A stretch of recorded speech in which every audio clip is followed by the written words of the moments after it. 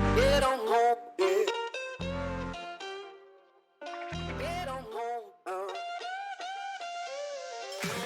Get on home, yeah. Oh, yeah. Get on home,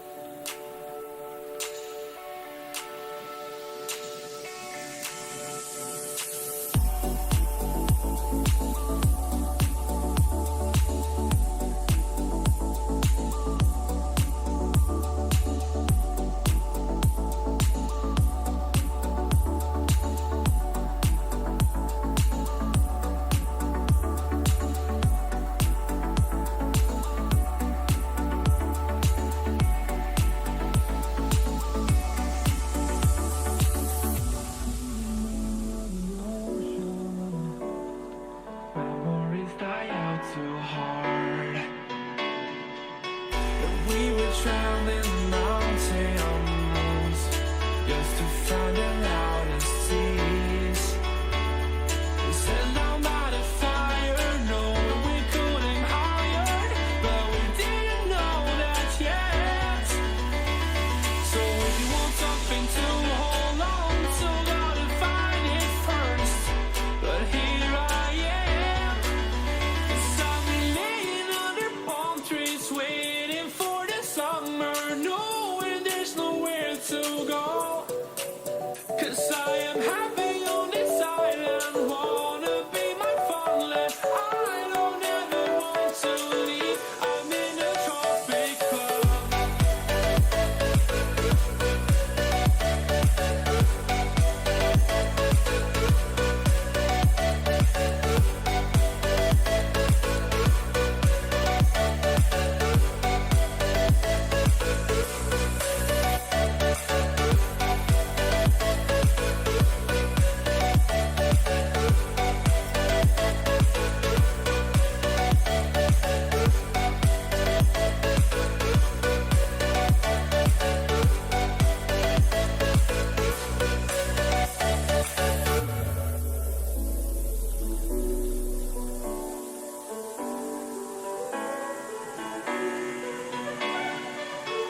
I remember the ocean. Memories die out too hard. But we were traveling mountains just to find the loudest seas. We sat down by the fire, knowing we could aim higher, but we didn't know that yet. So if you want something to hold on to, gotta find it first. But here I am, 'cause I've been living.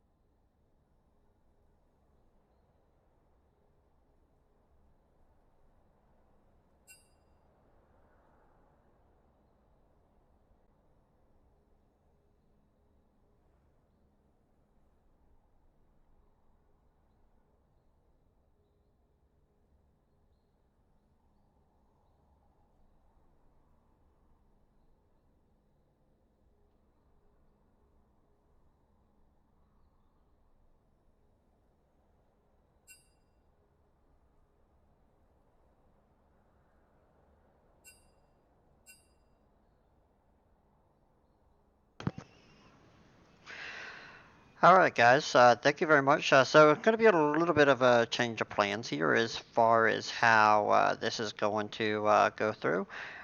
Basically, Garth and Noah are off tonight, so Red Wheelbarrow is here. I know I kind of messed up there at the transition, so I apologize. But what we're going to do here is we're going to kind of skip the niceties, and we're going to go right into the playoff game here for EGM versus PVE.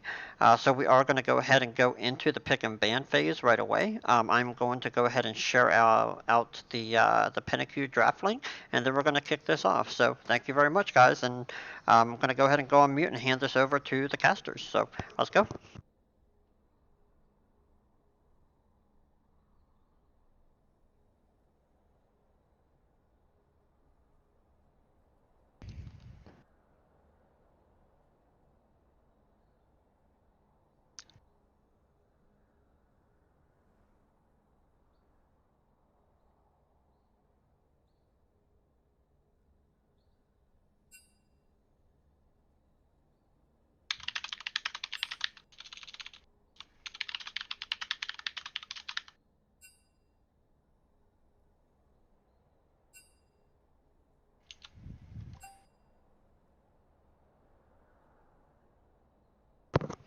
And we just have a mic technical difficulty, so bear with us, and then we're going to go ahead and kick this off. So hang on one second.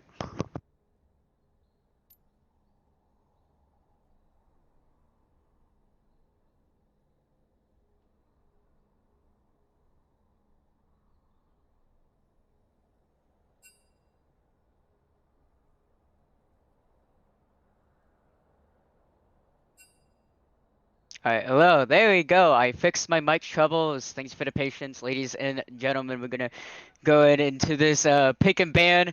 Sorry for the little bit of troubles there, but we are now into it. You guys see it, PVE versus Enigmatic Gaming going on here. PVE gonna go ahead and ban out the Kazakhs for the first ban. The second ban is gonna go into Diana. Enigmatic Gaming gonna have to use an E-sub here, so they're gonna have to go throwaway ban. So that is what the team is there for, but after that, besides that, they should have 2 more free bans that they can go for. Is to think about what they want to take away from PVE esports. Yeah. Sorry. Technical difficulties have got me all messed up. Yeah. I like these bands though. Sorry. I know. I'm just frazzled from all that. I like these bands coming out from PVE. Daily Peach is definitely their star player. And just from looking at his OP.GG in the past when preparing for him, Diana was up there as one of his main played. It also, obviously can be flexed to the mid lane. So, you're closing the can of worms before they end up opening it. So that's always a good thing to do. But it looks like here, Magami actually is going to lose 2 bans here, so they're just asking everyone what they want the second ban to be to make sure they don't not ban out anything anyone is going to play. So it looks like the second throwaway ban is going to be Ivan. It's a little bit longer here. There we go. So besides that, looks like everything should be moving into an orderly fashion here real quick. Yeah, so Enigma should get their third ban coming in. I am curious what it's going to be, to be completely honest. I mean, it really does suck when you're left with just 1 ban left on the table. It's like, well, now, what really is the absolute priority here to get rid of. So I am curious what they're going to do. We're actually going to see the Ari ban come out against Graham. If I recall correctly, he's a very good Ari player. So, makes sense. She can be kind of annoying to play against as a mid laner. You definitely do not want to give someone that knows how to play Ari, because if that Ari can just absolutely roll the snowball early after the game, she's really good at roaming. She can just take over the game. She's also very hard to shut down once she gets to level 6 and the 3 dashes. So definitely do not want to deal with that. But Enigmatic Gaming with their first real ban of the game is actually going to go off on Olaf here, taking that away from Lunar Effect, making sure he does not get that very lethal and potential carry pick. Yeah, that's no like, Lunar Effect can be very, very strong on those types of picks, so they're going to go ahead and take that one out. Yeah, that's pretty much his go-to pick if it's up. He is so good at being able to effectively farm and rotate around the jungle there. And wow, okay. So I'm sure everybody who's seen EGM play knows that Daily Peach plays his Vi with his one-shot build, full lethality. I would know. I played against it. Well, I watched my team play against it from the sidelines, but it is entirely lethal, and I really like the fact that PVE is taking it away from them right now. Interested to see if Lunar Effect can pilot the champion in a similar sense that Daily Peach can. Yeah, definitely. It's a really good first pick in terms if you want to take it away from Daily Peach there. It can open up a lot of counter play abilities onto the enemy's side, and it's going to be the Senna picked up from Enigmatic, and also the Heck Room to counteract the aggressiveness that the Vi does have. And this Senna could go ADC, but it could also go support. You never know what people Yeah, play these days. So I do like them picking up the jungler in the Senna though. It keeps them guessing. It has the potential to be put into support role if it needs to be, but also has the potential to be put into the ADC role also.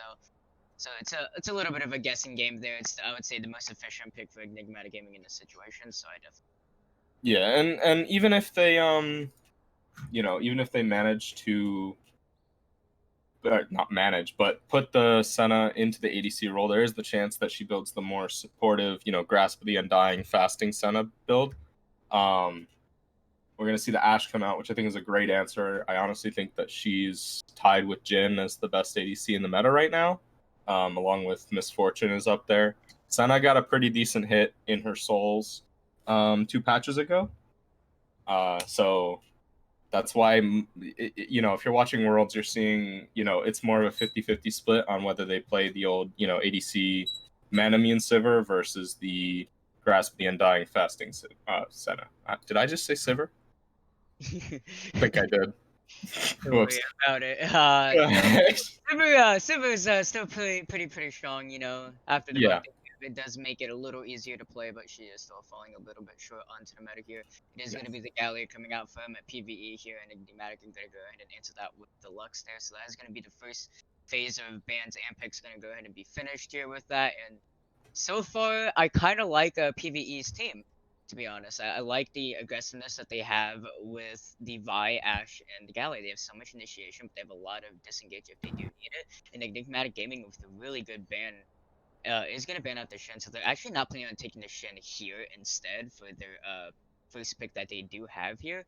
So that just tells PVE that they're maybe not looking for something as aggressive as that, or maybe just the top laner cannot really play it that well. But the Ornn is also going to come out from Enigmatic Gaming, also just squishing the champ pool that Can of 10 has, trying to ban out as much as possible here, and it is going to be the Bard and the Pantheon band coming out from PvE. Yeah. Support going to be a Bard 1 trick, as I would expect with that name, so it's going to take Kind of surprising though with that Pantheon ban. I mean, I would assume they prepared, these 5 bans, this is what they wanted to come in with, but EGM is using Alawi Akbar as their E sub top, and with a name like that, you would assume the guy plays Alawi. That champion, if you don't give it enough respect, can take over a game. We are going to see the set come out, which can still be a flex pick. I think he's fine in top and mid, even support. That's a 3-way flex right now. You don't know where that Lux is going, and obviously the top lane's still blind. So PVE pretty much has to blind their top laner with knowledge of about 2 lanes, which is the Hecarim in the jungle, and most likely the Senna in the AD carry role. So I am curious what they're going to do here. Probably pick up something like maybe Morgana, or if they want to get really aggressive, they could look for Thresh. And as far as top goes, just a strong blind pick champion here. Renekton might be okay with the early gank ability, I guess you could say, that Vi has. Karma is a really good lane with Ashe. Look to them. They might take over that bot lane with the poke damage that they have. Yeah, definitely. Ashe and Karma has a lot of prior over the enemy bot lane. Almost regardless of any of the matchups that it does have, the amount of poke that can go out is just so much. The kill threat is also there, especially with the Enchanted Crystal Arrow that Ashe does have, the hard CC, so definitely have to be a little careful with that. It also gives a little extra time for Kenneton to think he wants to blind pick into the top side here. He still has a couple of good picks up his sleeves that he can bring out if he wants here to set. Could always go top. It's a very small possibility that it does. It's just there to show that it can go top, but it's most likely going to be flexed over. But the Malphite is going to go out here. I would say a pretty good blind, as he doesn't struggle against too many matchups here. So Yeah. I would say that's a really good pick, especially with the aggressiveness that PvE has drafted with the Vi and Gallia. I can actually see EGM putting this set into the top lane versus Malphite. I think would actually be a pretty good matchup. I mean, the ability to build Blade of the Ruined King and Black Cleaver as your first 2 items just makes you able to duel the Malphite. And I don't know, people don't play a lot of Malphite because he's kind of one-dimensional and boring. But, it's all about the Q poke damage when you're in lane. You want to slowly just kind of whittle down your opponent as far as trading patterns go. Set has the passive regeneration that just completely negates that. I mean, he's going to be regenerating the entire, or all the HP he's missing in those trading patterns. And we see the Cassiopeia being picked up here, so that is actually going to be a set top against the Malphite here. He's going to be Senna Lux bot with a Hecarim jungle and a Cassiopeia mid. So that definitely rounds out the comp for Enigmatic Gaming there. PVE, definitely going to find it a lot harder to do what they want with the Cassiopeia on the enemy team. The Miasma plus the Grounded is just so strong to stop the engage. However, it is still very hard to stop the Malphite from just owing on top of your team here. So you have to be really careful about that. But Set with the Showstopper to easily peel it out if able to. So PVE definitely does have a lot of answers to Enigmatic Gaming try to answer against them. But realistically, I think it's whoever can play the early game better.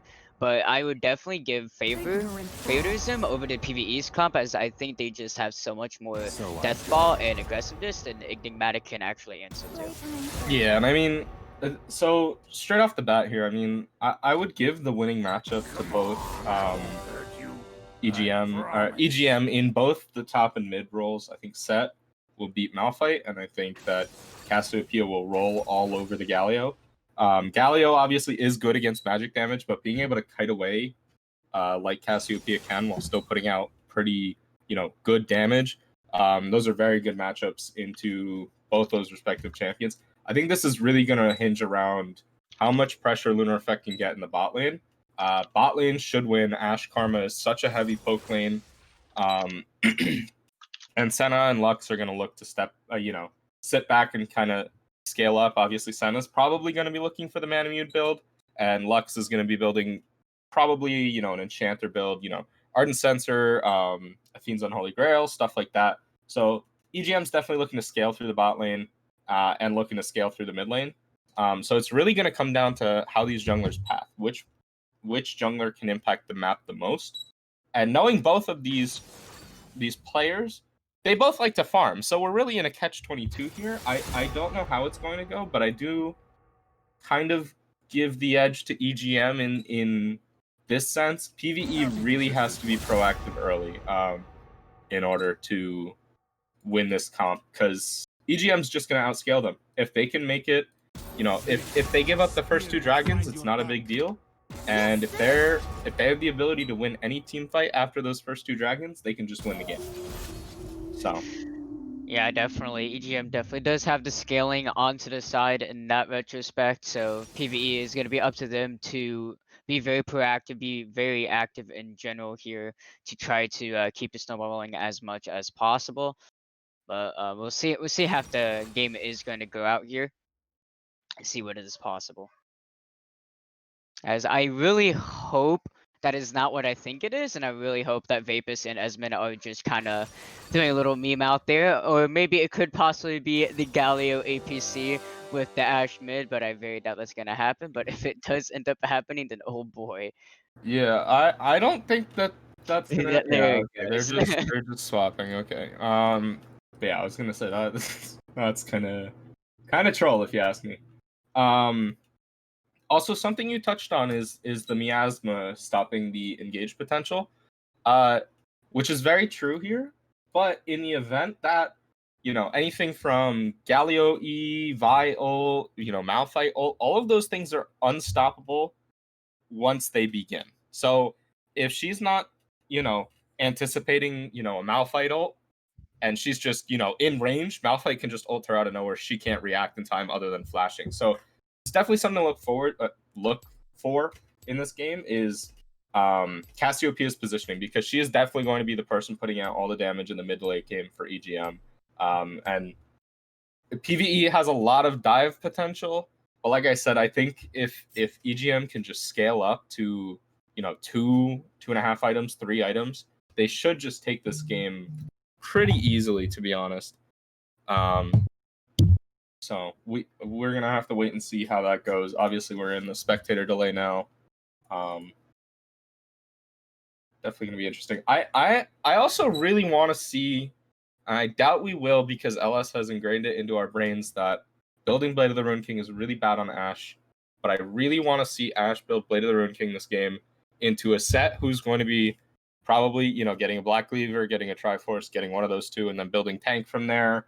A Hecarim who's going Trinity Force first item, a Cassiopeia who's going to be building, health items, Leandries, Rylai's, stuff like that.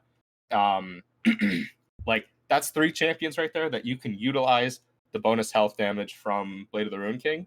And it's also going to help you kite out, the Hecarim, kite out the set. You can slow them, you can use your slows in your passive. Like, I honestly just want to see Esmond take this. I sadly don't think he will, but I really do think it's the better item choice here. But yeah. Yeah, I definitely do agree with that. You got to be able to kite out this team. This team has a lot of mobility. This team has the ability to kite out you. And as the Ashe, you want to be able to outkite the enemy team, and the passive sometimes will just not be enough, especially against the Hecarim set and Cassiopeia there. They have so much lockdown, they have so much mobility, so the board would definitely be a lot of help to Esmond to be able to kite out a lot easier. And always that little extra damage, bonus health damage that book does give you is a big help to some of these more tankier targets. So definitely help in that retrospect too. Does give you the damage, does give you attack speed, also does give you life steal. So it's everything an ADC does want.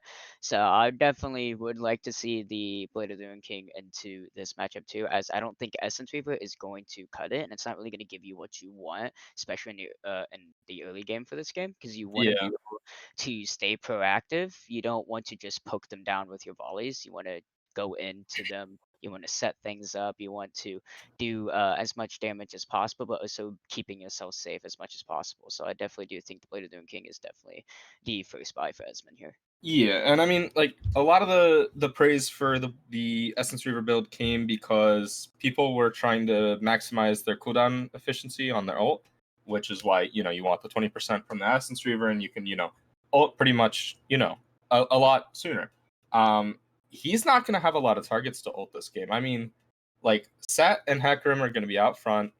Cassiopeia should have cleanse. Sana should have cleanse. I mean, we're going to have to wait and see in about 2 seconds here what the summoner spells are going to be. But, like, at that point, you're just looking at, ulting Lux or ulting Senna just to get her cleanse down and then look for another engage. That's a potential. But, the Blade of the Ruined King here would just be, infinitely better. The tank shred's going to be so good. And you're able to trade early and often because you can lifesteal it back up. But we are going to see the heal come out from Senna. We're also going to see the teleport come out from Cassiopeia. So she's matching the Galio in that. I actually just loaded in the game, so let me know when you're in, and I'll pause at 5. Yeah, I'm still in the loading screen. There we go. I am now into the game. I'm going to be pausing at 5 seconds. I am paused. Yep.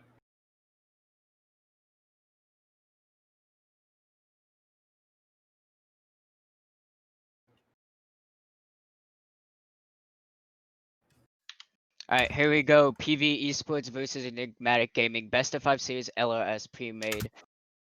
This is going to be a very exciting series, in my opinion, here, as both these teams are in really good contention to move up from this game itself. They have the ability. This isn't, I feel like, going to be a cakewalk for either team here. I feel like both have the ability to absolutely just outplay the other. So it's really going to be up to the macro and the decision making for both teams if they can't keep ahead. But Yeah. we'll see how this early game is going to go out here, as it looks like some early wards are going to try to come out here. The standard what you want to do. Make sure you get the most sonar pings onto the enemy team as much as possible here. And okay, God, I have to be a little careful here. A little bit of poke Just going some, out there, but not some warning too shot. much issue there. And Sinachi does take a big brunt of the Q there from K-God, so he is going to take a little bit of damage there, but it's not going to be too much of issue since Senna does have the heal. Yeah.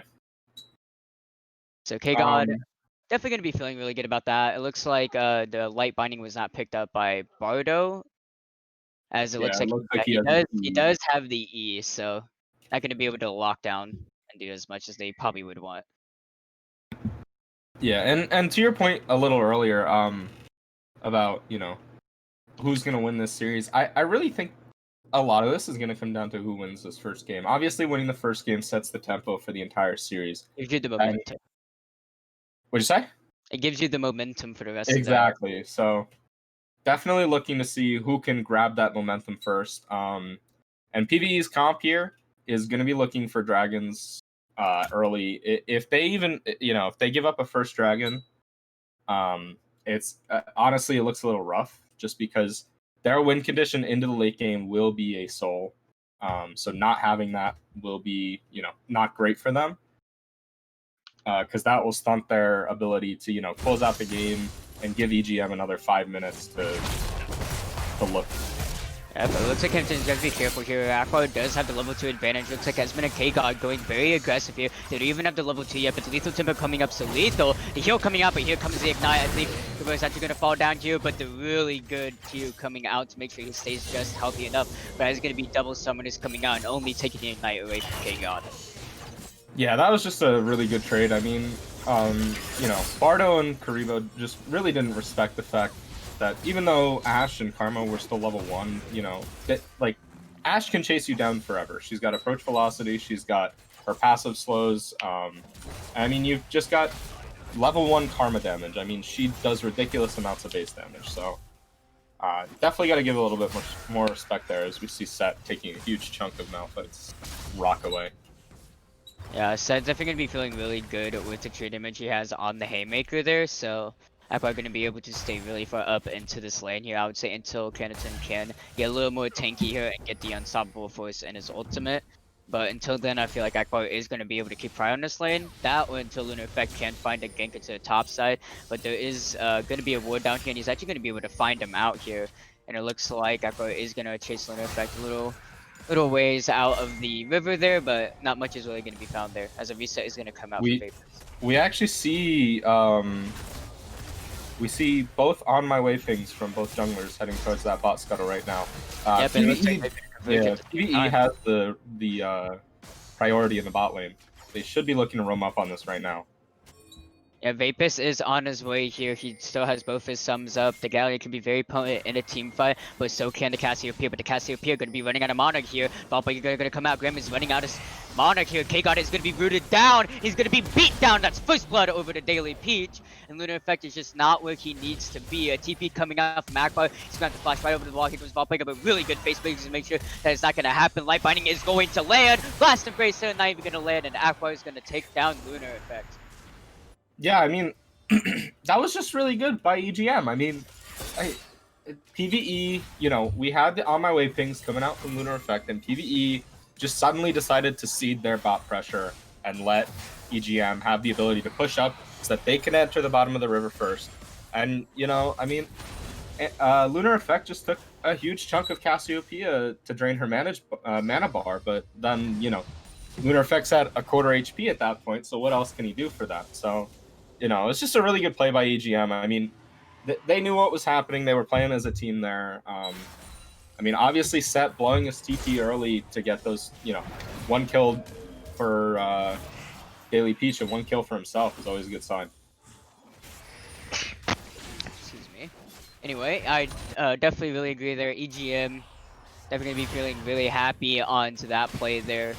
Just the bot prio that PVE had, they just let it go and they just weren't able to roam up fast enough. K-God tried to rotate by himself without Esmond, so he's just going to be able to be beat down there. Also, Vapus not quite there yet, and the TP coming from Akbar is just going to slid that fight over to EGM there, so definitely going to make sure they try to get as much early lead here, as Daily Peach is going to try to not die to these Krugs. He's going to be running low on Monarch here. He might have to concede it. We'll have to see.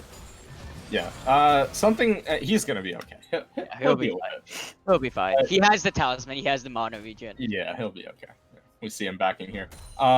Something I really want to see PVE. Obviously, they're down to 2 kills. I really want to see them as soon as Malphite hits 6, 7, 8, somewhere around there. They have the TP advantage. They need to look for this first dragon with all 5 of their members. Malphite diving onto the backline, Galio following on top, and honestly, Vi can just sneak this at any point in the game. Like, I'm sure everybody knows from solo queue, Vi is so good at taking these dragons, but PVE kind of making a mistake here. You know, they've got this bot prio they just amassed, and Lunar Effect just hit a reset from the Gromp. So this is gonna bounce, and they're open to, you know, a gank from Daily Peach right here. He's looking for it. He knows it's warded, but he's gonna maybe loop around and look for a fight here. Yeah, both the bot side is going to be shown coming up. Daily Peach know that Lunar Effect is going to be on his bot side here, so he looks like he is going to be able to hover around here, make sure nothing bad happens to his bot lane here, as Vi does have really good tower dive potential here, but Daily Peach onto the Heck Club with the Onslaught of Shadows definitely has really good re-engage chance, and we see the Cassiopeia looking to maybe roam down here, but looks like a Control Wood is just going to come out here. Hero's entrance is up for Vapus, so he can join the fight almost anytime he wants to. He also has the TP just in case if he's out of range on that. Lunar Effect is going to be spotted out by this Control Wood here, and Daily Peach is actually waiting. He sees it. He is going to be able to go over there. The bot side coming out. Daily Peach does have the level advantage. The Onslaught of Shadows is going to go out. No flash! And Daily Peach is going to be able to pick up that one out. Esmond is going to have to run away from this, force the flash from the Light Binding. The Demontra Q really going to chunk Barter to below half HP there, but it's not really going to matter there, as you're going to have to forfeit the Drake here, as you don't have Pyramid, you don't have Pyrobot, especially after conceding that flash here. Graham is walking up here, but he's going to have to be a little careful. Aftershock is going to go out here. A lot of damage going over, but Phase Rush is going to be able to proc here, and Graham trying to get as much damage out on Vapus, so it's not really going to be able to do much there. And it is going to be Dragon going over to Pneumatic Gaming off a really good read off of Lunar Effect there, so good job to Pneumatic Gaming. Yeah, no, that was just a, you know, it was a really good catch from Daily Peach, finding Lunar Effect on top of that ward. I mean, just, I almost feel like PvE's, you know, playing 5 solo queue games. Like, well, my Bayern's gonna come out here. Not gonna go on to Esmond here. He's taking very low. He's gonna have to heal even with the Grievous Wounds there. It's gonna be half down to 40%. Here comes the Curse of the Blasphemous coming out. Light Binding is not going to be able to land a Gagop, but the Last Embrace will. TP coming out from Vapus here. Gribbo does have the flash, but both Lady Saint Split have the flash. He's going to use the really early flash, but he's going to have to dash right into that Barter. So as a flash up, I don't think it's going to matter. Vapus is going to take down the center ADC, and Kgod going to take down the support. And of course, just as I started to, you know, flame them for not playing as a team, they make a, you know, a team play. So, very good response to the fact that EGM's been slowly, you know, taking hold of this early game when, you know, PvE needs the early pressure. Just a really good TP response from Vapus. A lot of credit there. Yeah, definitely going to be a really good response coming out from them. Vapus saw the opportunity, doesn't even need to use his hero's entrance, so he still has that very high value team fight utility ability still there just in case if he does need it. But we're gonna see again coming in top, say body slam onto the other side. That's not what Kennington wants. Flash coming out from Akbar. If Onslaught Shadow is there, Akbar is gonna be able to hit that one. Dawning Shadow gonna be used, but it's not even gonna find an assist there. So at least they do get that ultimate off of Kuribu down into the bot side, but it's still gonna be a kill going over to Akbar there. And yeah, I mean, we have time for Kennington now. Yeah, I mean, Kennington really just was kind of pushing, you know, in the middle of the lane with no respect for the fact that his ward was actually disabled in the river with his jungler on the bot side. You know, you can't be doing that. That's just asking to be ganked by the hacker. Actually, looking for something here. Vapus is here with the hero's entrance, needs it. Tender Crystal Arrow is going to land there. Flash coming out there, see if they can't pick him out, but the Curse of the Blast miss is going to make sure he stays untargetable there. And now Vapus got to be really careful. He's going to try to re-engage onto Graham here. Petrifying Gaze is up. Graham does have the flash he needs to. The jungle is going to be grounded here, but here comes Daily Peach. He got to get the hell out of town. He's going to be body slammed and taken down. They'll be trying to killing spree, and a Light Binding going to land right onto Esmond, and a double kill going over to the pony down into the jungle there, and Graham is going to be forced to flash there, but not going to be able to find anything. And PVE are just not be able to find what they need. Fire Spark is not going to be landed. It was very close to Vapus, but here comes the pony once again, and he's going to be able to land it. The Ball Breaker is there, but Lunar Effect is 2 levels down. The shield coming out. He's going to take a tower shot, but another Light Binding's going to land. Oh my god. A double kill for Daily Peach once again, an unofficial quadra kill 10 minutes into the game. What can I say? Bardo's support is literally smurfing on this Lux pick. He's hit so many Light Bindings at this point. You know, this early into the game, it's pretty crazy to hit that many. And I mean, you know, PVE just didn't respect the fact that Stenna can just walk away from their entire team with the invisibility of her, you know, of her W. So, sorry, E. So kind of just playing with no respect, I almost feel like, on PVE's side, and they're really getting punished for it from EGM. I mean, Daily Peach is out ganking and out farming Lunar Effect right now. I mean, the only advantage you really have right now is Ashe is winning against Senna right now. She's up about 10 CS right now, and they have the same exact scoreline. So definitely a good thing to see. And Ashe is actually building the Blade of the Ruined King, which, we wanted to see. So always a good sign when they listen to us. Yeah, definitely. They're going to be a little hope at the end of the tunnel for PVE there, as Esmond is doing really good into this bot matchup here. He's able to find a CS lead onto Kiribu there. Bardo support's not going to be able to find what he needs to find during laning phase, but it does not matter when you're just so damn good during team fights and not miss a single light binding. So really good job onto him, especially roaming over to that mid lane with Daily Peach to make sure last space is going to land. Piercing Darkness not going to be able to. So -1 stack Kiribu. Sad news bears. Sad news bears indeed. All right, so we see Daily Peach. He's looking around that top herald right now. I would expect him to just go for this, honestly. You see, Canathan's taking a pretty good chunk.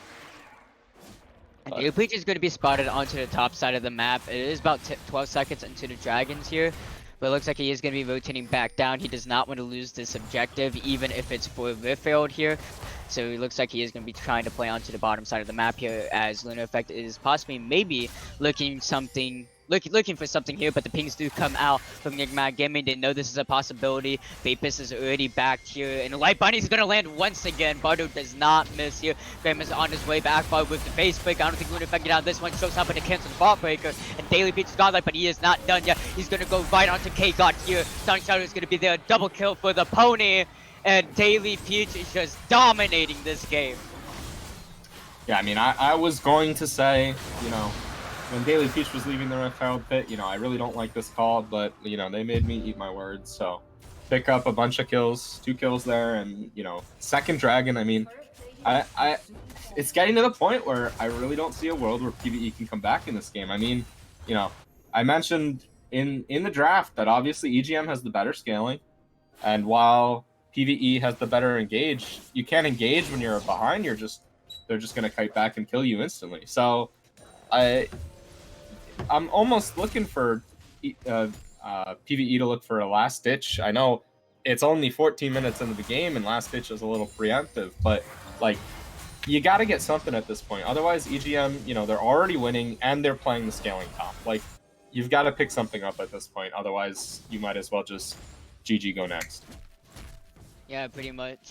That is how this game is going to come down to. They need to get a 4v4 or 5v5. They need to get a team fight where everyone's there, where they have all their utilities to use. And Daily Peach is going to find Lunar Effect. He's going to body slam him, bite it to the wall, and half his HP is gone. But here, Trish is going to come out here. Lunar Effect is going to fall, but Daily Peach is going to be taunted. He cannot resist, and here comes Unstoppable Force, a shutdown, going over to the mountain into the top side here. He's going to be able to get 1,000 gold off of that one, and Vapus could be the next target here, but he's going to be able to walk out of that one. It's going to be a 1-for-1, but 1,000 gold infusion going over to PVE. Yeah, I mean, that was just Daily Peach, not respecting the semi-global of Galio. Really good pickup from PVE, 1,000 gold. No one's ever going to complain about that in a 1-for-1 trade. So, especially getting that, onto the Malphite, who can potentially, get to the point where nobody can kill him. Obviously, that's a long ways away at this point, but, Senna is not a tank killer.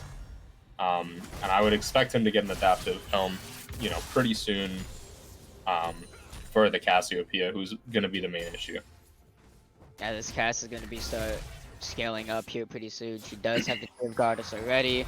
Graham going to be looking to be feeling very, very comfortable right now. He does not have any kills, but he does have 3 assists and no deaths though, so he has not blood time onto the map at all yet, just like as Vapus has. He's still going to be feeling really good here. I don't think Vapus has any 1v1 potential going in here. But if you look into the top side here, Daily Peach is going to be taking the Shelly here. So that is going to be a very big objective to break at least something for Enigmatic Gaming to, get this game rolling into their favor. And Akbar again going on to Can of 10. The Haymaker coming out with the Face Breaker plus level down. Going to take Can of 10 to below half HP so far. And Can of 10 still not at to the point where he could just survive the brute force that set gives out here, but he should be pretty close here as he's has the Iceborne Gauntlet. He's probably going to be able to pick up the Ninja Tabi here soon, and probably a little more extra armor. Tunicacer is going to come out from Esmond, is not going to be able to land here. A lot of damage coming out the here is going to come out. Kind of Spark is not going to be able to find its target. Okay, gonna have to walk right out of this one. Life Binding is going to be used, but he's not going to be able to find that one. Last faces here. TP coming out from Vapor's got the flash away, but here comes Daily Peach with the body slam. He's going to go right into the tower here, but Esmond is going to be able to flash right away from that one. Daily Peach is under the tower. Shutdown actually going over the Loon Effect to the top side. Another shutdown going on to Vapors here, and Graham is here. Esmond is one hit away. Vapors has to do his best, but the poison is going to come out. Esmond is going to fall here. TP is up for Can of 10 if he wants to use it to save his mid laner. The mid laner could be dived here. Last place is going to land here. He does have the taunt up if he does need to use it. He's going to flash taunt there. Flash coming out for Bardo support. And there goes a kill. Vapors is going to be able to pick that one up on the Senna ADC, but a Light Binding is going to land once again. And it is actually going to be the Lux support picking up that one. Graham's still not going to be able to find a kill there, but he does pick up one onto Esmond, but still very well done from PVE, as they do find a lot when really didn't look like they were going to be able to find anything. Yeah, I mean, PVE started that fight looking for a TP play from, the Malphite and the Galio. And then Malphite, Set was basically standing on top of him, so, he couldn't teleport. Otherwise, it would have been instantly canceled. Which is why you saw PVE backing up there. But then, EGM just stepped a bit too far, and Vapus is able to come in and kind of clean up a little bit. Kind of disappointed that Daily Peach actually went for that dive. I think that he could have gotten the one kill and just gotten out and placed the Herald. But, It's not very a terrible thing. Daily Peach, very, I would say fuming onto that one, as Esmond didn't even end up dying to him. Esmond being able to survive a lot longer than I feel like he probably should have there. So really good job onto him there, but we're going to see Daily Peach putting down Shelly into this mid lane to finally break it. Actually going to be the second tower that they're going to be breaking as going into the top side. They're probably going to be looking for this Soul Point Drake, and I honestly don't see a world where PvE actually win this contest. Like, they did well in this last mini fight because they were under a tower, but I mean, at this point, I don't know if they'll win even with, all their CC layered on top of the same person. And honestly, who do you want to focus? Because normally in these fights, you're going to look to focus, the Senna, the Cassiopeia, these two carries. But I mean, Set and Hecarim probably do just as much, if not more damage than the two of them right now. So moves out to the backline here. Really good petrifying gauge is going to come out. Going to get threes there. Aqua trying to zone as much as possible. Shows up and coming out. But a double. Ooh, here comes Daily Peach with the onslaught of shadows. He's trying to do what he can there, but he's actually end up going to fall down there to Esmond here. Vapus into the backline here. Aqua is all by himself. Cannon still alive here. Haymaker's going to come out here. There goes the very high value ability and a lot of low health bars like Enigmatic Gaming. PvE might have found the fight they needed here. Graham has to be really careful. He's going to be forced to flash out of that one. Esmond's still alive. There's no low health bars for the side of PvE here. And Enigmatic Gaming probably going to have to give this one up, but they're not relenting just yet, though. Daily Peach is down. He doesn't have TP. They're going to be very careful on this one. K-God is going to have a faster rotate here as he's up 10 seconds before. But here comes in. The smite is going to come out. It's going to go to the Lunar Effect. Haymaker is going to be able to take down the Esmond. Aqua is going to be the next target. There goes Vapus, and there goes the top laner. The Mountain is going to be able to fall down there. Lunar Effect going to have to flash out. He does get the Drake, but it is going to be Enigmatic Gaming winning that fight onto the back foot there. Really good job on them.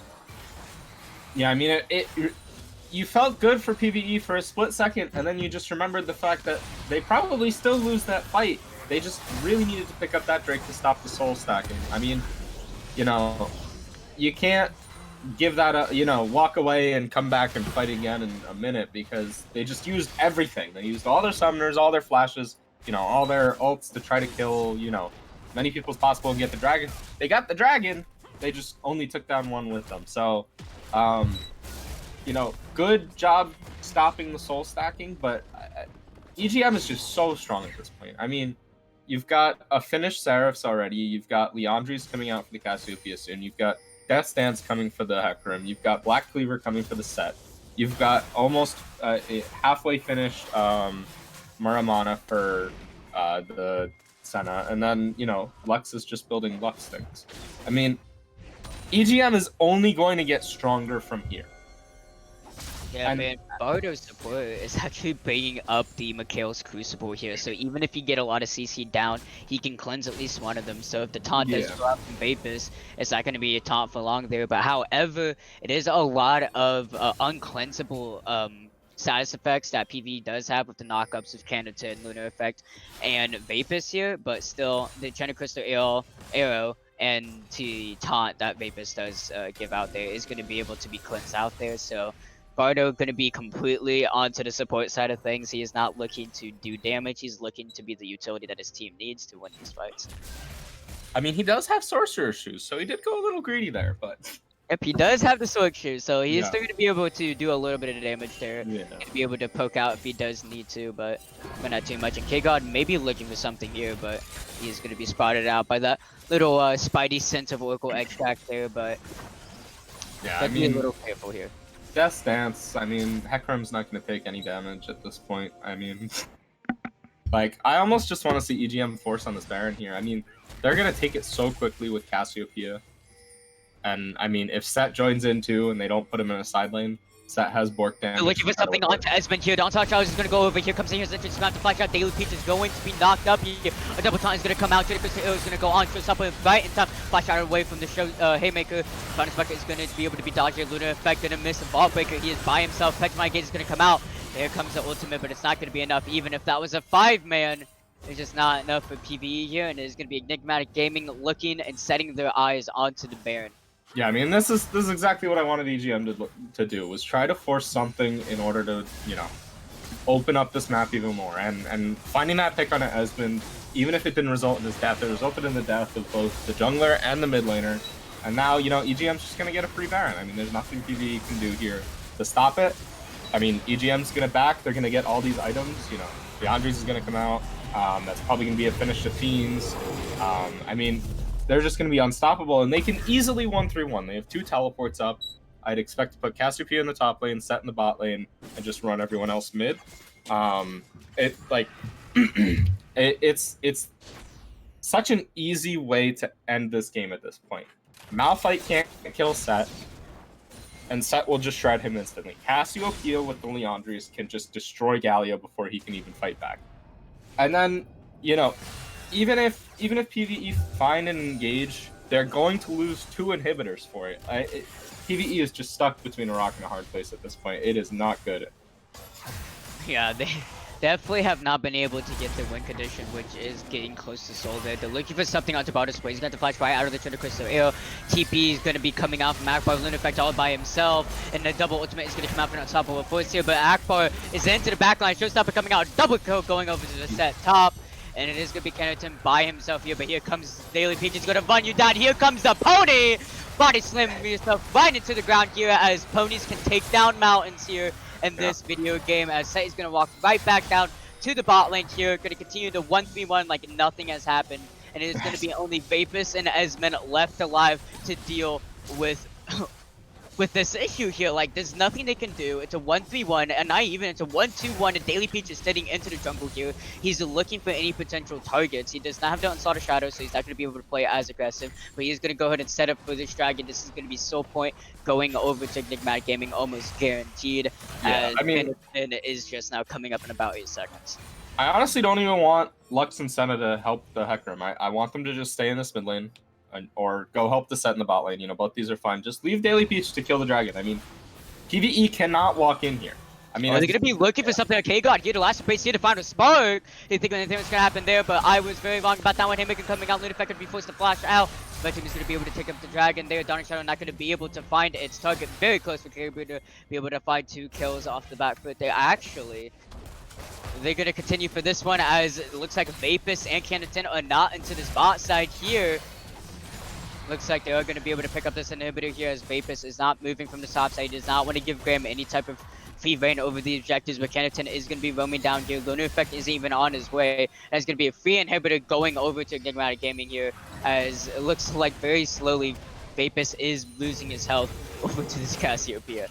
Yeah, it's kind of funny. Cassiopeia has been up there with Galio for the last like 3 minutes, while the rest of the map just burned down. So I mean, I feel like Vapus is the exact definition of the dog sipping his coffee while his house burns down meme. Like, that was Vapus right there. He's saying, this is fine. My whole map is burning. My whole base is dying. Who cares?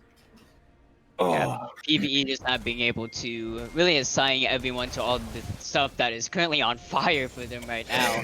They just don't have the manpower for this, and like you said, Enigmatic is only going to get stronger from this point forward. So PVE, I really don't think there's a way back into this game. They're gonna have to find chain after chain win of team fights here, but I don't think that's even possible at this point. Daily Peach is so strong, Graham is so strong, Akbar is so strong, and Kurubu and Bardo are starting to get to the power spikes here. Kurubu has the Muramana, he has the rapid fire cannon, he has the Edge of Knight, so it's really hard to even engage on him, you know, to even start team fights off here. And you do not want to start off a fight taking out the Lux support that's not even building damage. So Yeah, what exactly. do you even do? Yeah, there's not much PvE can do right now. I mean, you said it best. I mean, you can't engage on the Senna because Senna has Edge of Night, and you know she's gonna be standing next to the Lux, who's got the Mikhails. Set's gonna die too slowly to burst out in one combo. Hecarim's gonna be, you know, the same exact thing. Cassiopeia is really your only target at this point, and honestly, if she has the reaction speed to like flash the Malphite ult, they're like PvE's just caught with their pants down. They lose that fight. Like, it's kind of just doomed. It's where you say GG go next and try not to tilt for the next game. Yep, this is definitely gonna have to stay strong mental after this one. It's the only way PvE is gonna be able to come back into the series here. Taunt is gonna come out. Akbar cannot resist. Once again, the Valpyker is gonna come out here. The R coming out, and Shadow Crystal here. They're using so many things just to kill this set, and he finally falls down. A shutdown going over the Lunar Effect. We head back to the mid lane. It's 4 members of Enigmatic Gaming gonna be able to most likely pick up this inhibitor. The Vein Drop Kurubu is going to be enough. Flash coming out, here comes the Unstoppable Force. But like you said, Graham going to have the reaction time to flash right to that one. Get a little bit of an extra buffer time with the grounder that came out. And there's the Miasma, like I said from the beginning of the game, doing the work and doing the wonders that Enigmatic Gaming was hoping it was going to do. Yeah, I mean, they blew everything onto the set there, and it took so long to kill him that EGM gets a free inhib. I really just want to see them reset, kill the Baron that's spawning in 35 seconds, and just They're not done win yet. the game. Like, it's so Vape easy. is taken very low. He's going to be taking enough to stay right onto that one. It looks like Daily Peach possibly looking for something. He is going to activate his Z there. Getting ready to body slam, but not going to be able to find it. But they're going to push the ADC in the mid laner out. The TP coming out from Akbar here. And here comes Daily Peach. Is going to be able to kiss the Valpyker about halfway through. Downside of Shadows is there to last some grace. Akbar going to be able to pick up that one. And this is most likely going to be GG at this point. It's 4v5 for the side of PVE. And they do not... They don't win these. They barely win the 5v5s, if at all, on a good day. And they're not going to be able to really win a 4v5 here. So my bunny is going to land onto 2. Not really going to be able to start things off from there. But it is going to be a reset coming off from the Cassiopeia. He does have the TP ready though. So he's going to be able to go back, pick up his allies, TP right back like nothing has happened. But it looks like they're going to set their eyes onto the Baron. They're looking to wear purple twice in this game here today. And really no contestants really going to be able to come out from PvE as there's going to be 6 super minions coming into the base every about 20-30 seconds. I mean, I really just expect, you know, they're going to kill this Baron super quick. They're going to reset. They're going to grab the Mountain Soul on their way. You know, it's a nice 10 seconds out of the way. And then they're just going to win. There's absolutely nothing PvE can do at this point. I mean, Ashe is going Death's Dance at this point, so she's going to be even more stunted. They're not even going. They're just saying we can end. We don't need the soul. We can just end the game. Yeah.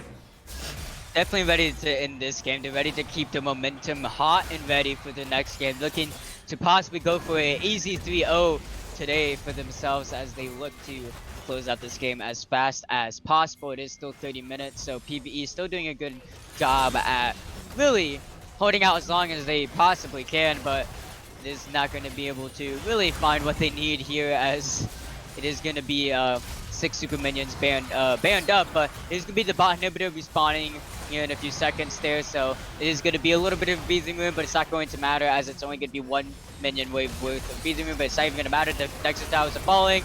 It is going to be set for the showstopper and makes sure Kennison cannot get his Sabo force out. He's going to be able to use it finally on Grant, but it's not even going to matter. Lunar Effect got the flex out of there. The Mountain is not unkillable. Daily Peach trying to do the best he can to keep all of these members away so they can take down the Nexus, and it's going to be GG. Enigmatic Gaming going to be able to take game 1 of the best of 5 series with extreme fashion.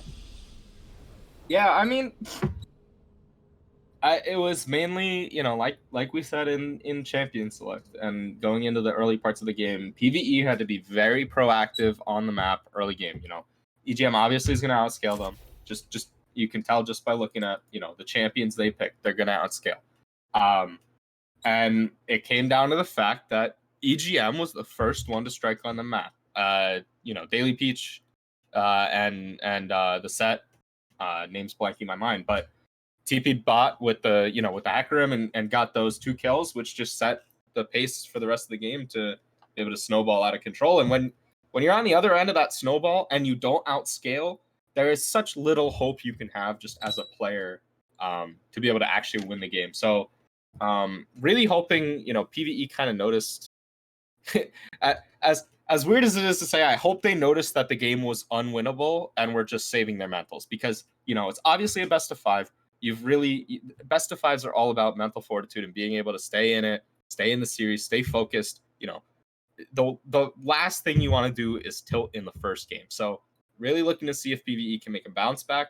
But like I said at the start, I really do think that this series is going to be decided by momentum, and obviously EGM has the momentum going into game 2 here. Yeah, first game is always the easiest one to win, but it's also the easiest one to lose. It's your first game of the day, essentially, if you're going into playing competitive as a 5v5. So game 1 is always the hardest one, but also the easiest one to win.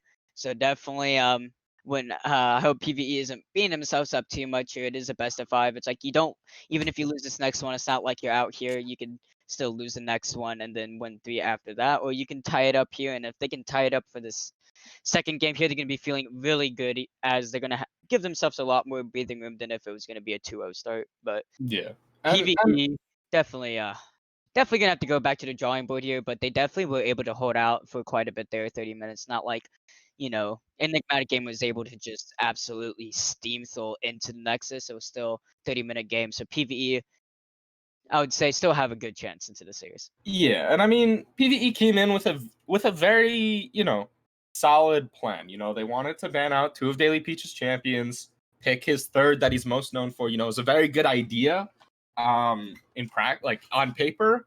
But I guess Lunar Effect just hasn't put enough time in on the champion, or the team's not used to it. They just went through roster changes leading into this last week. So really am curious to see if they can bounce back in this, come up with a new idea, maybe just ban the Vi instead of picking it, and then look for one of Lunar Effect's more iconic champions. Obviously the Olaf was banned, but his Lee Sin is deadly, his AP Shyvana is great.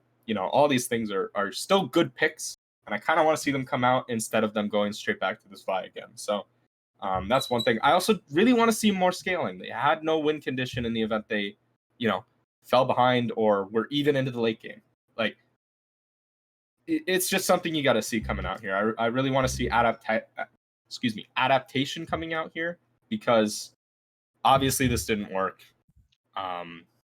So gotta figure out something else to do for this next game. Yeah, PVE definitely have to improvise, adapt, and overcome Enigmatic Gaming into this second game here. This comp was just not it. Lunar Effect not put onto an extreme carry there, and Daily Peach definitely don't mind Vi going over. He is just going to be able to pick up the Heck Room. So definitely a really strong showing for Enigmatic Gaming. PVE going to have to try their best to really show up into the next game here. So gonna head and send it over to Red Bill to say any type of piece that he wants to, and they're gonna head right into a break and get ready for game 2. All right, thank you very much. Hopefully y'all can hear me. Thank you for putting up with my shenanigans here with the camera work. I'm doing my best. But as you see here, we do have Enigma up 1-0. We're going to go on a 5, and then we're going to be right back for game 2. So thank you very much. Stay with us. Don't go anywhere. We'll be right back.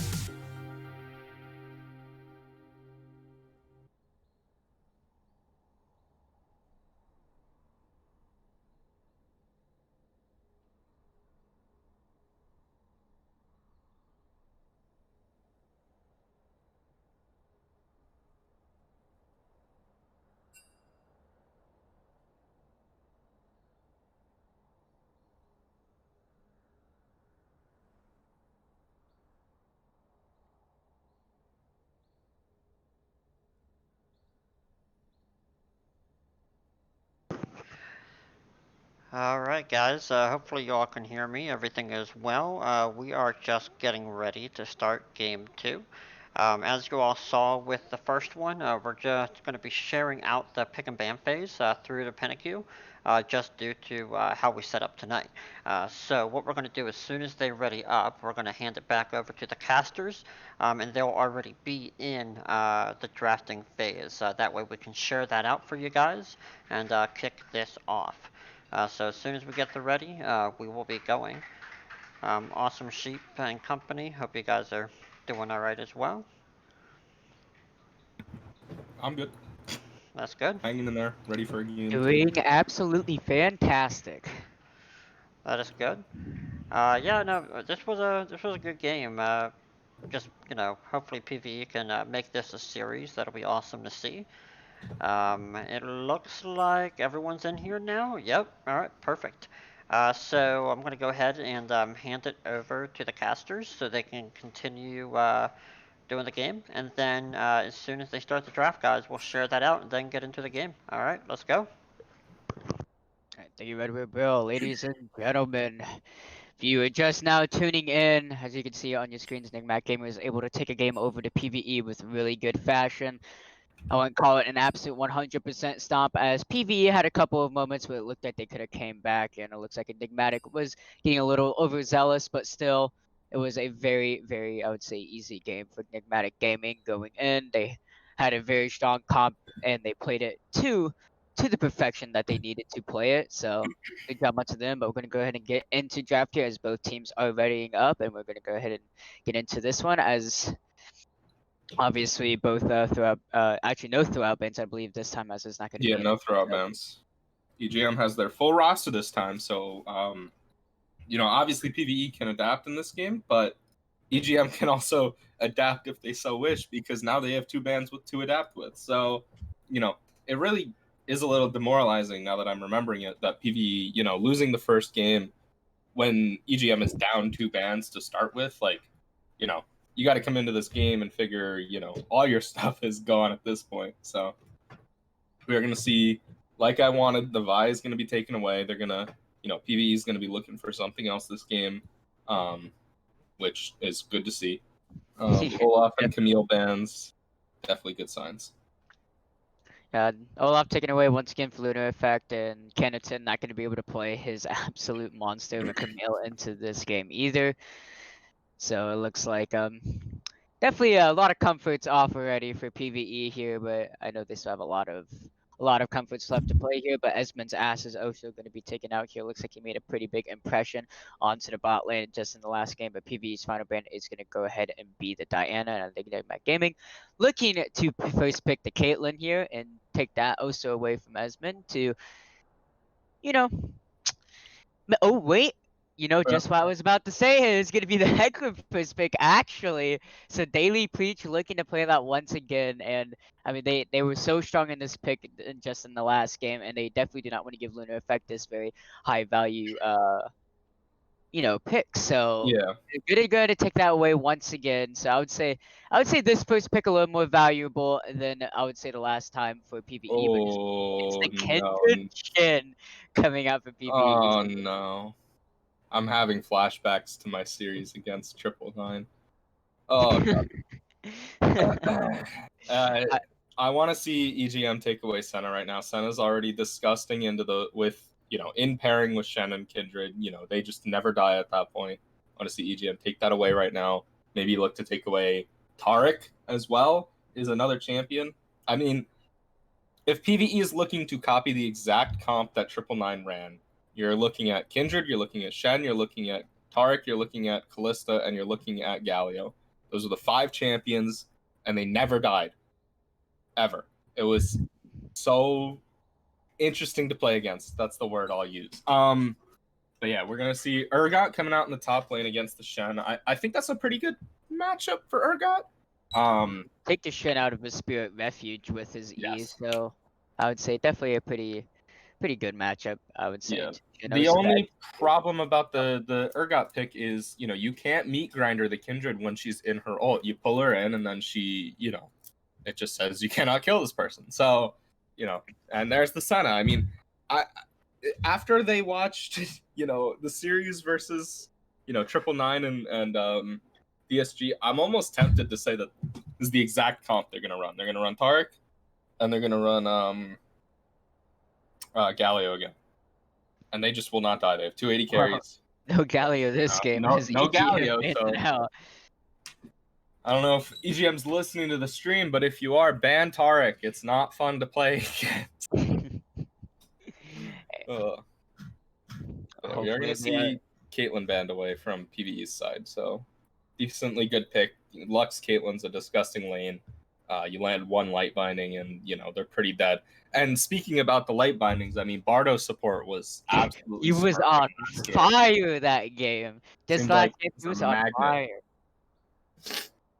We are going to see the Ahri ban too from Graham. So, PvE still respecting that pick. Syndra also coming out from EGM to make sure Vapus does not get that very carry potential mid laner here, but PvE already did show their top laner with the Shin. I doubt it's going with a Shin since we do see the Kindred. So I do expect this to be the support pick here as they already see the support Lux. I don't think they're going to want to blind the mid lane. They're going to give Vapus as much of a chance they can, and it is going to be the support pick, and looks like Leona might be the option here. I would say can set up really good initiates for the team. It has a lot of I would say solo kill potential down to the bot side with Senna. Senna's base damage is already so high, but it's actually going to be the Thresh coming out. This is K-God special right here. It's his best champion. most well-known champion. I remember last season in the draft leagues, we would ban this against him every game pretty much. I mean, he is a monster on this champion. So definitely a good pick. I know I kept talking about it. I still would have liked to see the Taric here. PVE literally would have never died, but they value different things. I get that. So still a good pick. Definitely always going to be useful with the ability to take the Dark Passage. Thresh's Lantern is one of the most broken abilities in the game, in my opinion. In League of Legends history, it is such a strong ability. Yeah, it definitely is. And looks like EGM are gonna take a lot longer to think what they want to pick here, and it's gonna be the Morgana. I'm guessing this is gonna be going over to Graham into the mid lane. I doubt the Lux is going to be put there, as Lux, I would say, is easier countered than the Morgana. The Morgana, I would say, has a little bit of a safer lane there. So Well, so they can keep this going. I mean, Lux can go mid if it's a good matchup for the Lux. Morgana can go mid if it's a good matchup for definitely. the Morgana in the mid lane. I really like this adaptation here, and obviously, in solo queue, whenever your support picks Thresh, suddenly the other support is a Morgana master. So definitely a good choice, and I really like this Ezreal pick too, even if it's not great at killing people on this comps, but it's very good at staying safe. Getting away from the Kindred, getting away from the Thresh hooks. You can buffer your E and get away from that as much as possible. It's actually a decent pick into Senna. So I mean, yeah, I don't know. I'm liking EGM's draft, but I really want to see what this last pick is. I really like the fact that PVE just can't die right now, and Echo And definitely a Echo's good pick here. coming out here, so looks like they're gonna go for a little bit of a carry over to Vapus here, as I do love to see that, as he can be so lethal onto these AP assassin mages, carries, whatever you want to call them. As long as it's someone that can carry, that can one shot, he can carry a team if he does need to. The Galio, definitely a really good pick here, but you can't really solo a carry on Galio unless you just get absolutely ahead and fed. Or unless you're someone called Faker, but I doubt anyone is onto the level of that. But we do see, I'd say, a really good draft coming out for PvE here. They have a lot of safe play, but they also have pretty good engage at the same time. But EGM definitely do have a lot of answers to what PvE does want to look for here. But I definitely am excited to see how this game is going to turn out here. I wonder if it's going to be PvE making mistakes in the early game, giving EGM the lead, or if PvE can actually learn from this mistakes from game one and actually look to tie this series 1-1. Yeah, and I want to give a big shout out to FS Grape from 999 who's in chat talking about how PvE is copying their homework. If I want to, I'll beat so- it out of you. Very good job, Grape. You've taken the league by storm in terms of draft. So yeah, we are gonna get into champion select here. Just right off the bat, I mean, I really like PvE's comp. Just straight up, it's a very good teamfight comp. I mean, no lanes are ever gonna really win, but no lanes are actually really gonna lose. From EGM's side, I really want to see them put the Morgana in the mid lane, even if it is the counter into Thresh. Morgana mid will keep the Echo shoved in, and will make sure that he can't roam and impact the other map. And Morgana really won't die to him either. She can just Q him and walk away, and put the shield on, in the event that she's about to get stunned, being ganked, whatever. But they are actually going to put the Lux mid. I don't know how I feel about that. Echo's going to have some pretty decent kill pressure against that. She is a very squishy champion. Right. And when you're building full AP, you're not maxing the shield. So, it's not a huge shield. It's not going to save your life most of the times. It really just depends on whether Vapus can find some cheeky stuns onto the Lux and get rolling. And also, the ability for him to get out of this lane is essential at this point. I mean, if he's sitting in that lane for, 10, 15 minutes, Lux has won the lane at that point. Even if it's an even CS, the fact that Echo has not been able to roam is a huge deal. And, Lunar Effect has got to look to help get Vapus out of this lane. It's so crucial. I cannot stress it. Yeah, Echo definitely does not want to sit in his lane if he cannot find solo kill prio because he wants to get ahead. Echo always wants to roam as much as possible to spread out his lead if he can, because if he cannot, he's kind of just stuck there, you know. He can kill the same guy over and over, but that only gets so far. But even if you do stay in lane, if you do have kill pressure, if you don't get a kill, then it's not going to matter anyway. And I will say Echo, like you said, is going to have a lot more kill pressure over the Lux than the Morgana, so I'm a little surprised that the Morgana did not go into the mid lane here. But I would say, the Morgana is definitely a big counter to Thresh down into the bot side, so definitely not the most horrible decision either. But I really don't think you need the Morgana to that bot side if you already do have the Ezreal. He can play so safe. He can buffer out the death sentence with his arcane shift. So I definitely do think the Morgana into the mid lane would have been better than the Lux, but we'll have to see when we get into this game how Vapist and Esmond and KGOT are going to be able to play this out, because if PVE can get an early lead with this comp that they have, they can just absolutely take this game over. Yeah, and the other thing, which is a lot better this game too than last game, is they don't even need an early lead. They can fall behind. I mean, this comp lives and dies by the team fight. I mean, you've got Kindred jumping in, you've got Echo jumping in that can have a Shen on top of them. You've got Senna, who has such long range that Hecarim has to run through the entire front line to even get to her. You've got Thresh peeling. You've got all this stuff. It doesn't matter so much this game as it did last game if PvE falls behind. I think it's actually a lot more up to EGM this game to get that early lead and get rolling, kind of like they did last game when they didn't even need to. So, definitely looking to see if Daily Peach can get, rolling in the jungle, get those early dragons start stacking, because their soul is definitely their win condition. We're taking a look at, these drafts versus last drafts. I think PVE has the scaling, EGM has the better early and mid. So definitely looking to see if EGM can do what PVE could not and get rolling in the early game. Yeah, definitely. They definitely do not want to give them any inches. They already have the game 1. They want to keep it up. They want to get the game 2, maybe look for a 3-0. But this is definitely PVE's game to take over and run through if they can play it out.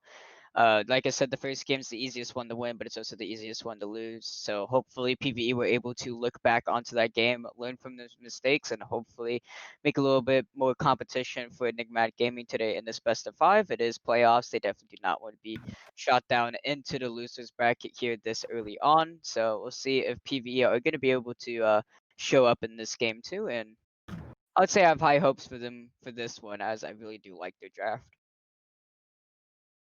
Yeah, I mean, we asked, we obviously asked PVE, we need adaptation from you guys. You can't just pick the same thing, and they definitely heard us, or figured it out for themselves. And I really like the adaptation they went with. I mean, Shen is just so strong. Kindred is, rising through the meta just very quickly here. Such a good champion, and is really good when paired with the Senna. You can overlay your ults with each other. And then Kindred offers the DPS and the tank killing that Senna obviously cannot. It's a very good 1-2 punch. The only champion I'm really kind of iffy about is this Thresh here. While his W does offer a lot of utility, like I mentioned, I think it's one of the more broken abilities in the game. I really would have wished it had been, the Leona they'd hovered would have been pretty good here. I also think, I was talking endlessly about it. The Taric would have been so good here. I even think something like, picking the Morgana before EGM had gotten it would have been another really good pick there. But it's not a terrible pick. It's not a great pick. It's just somewhere in the middle there.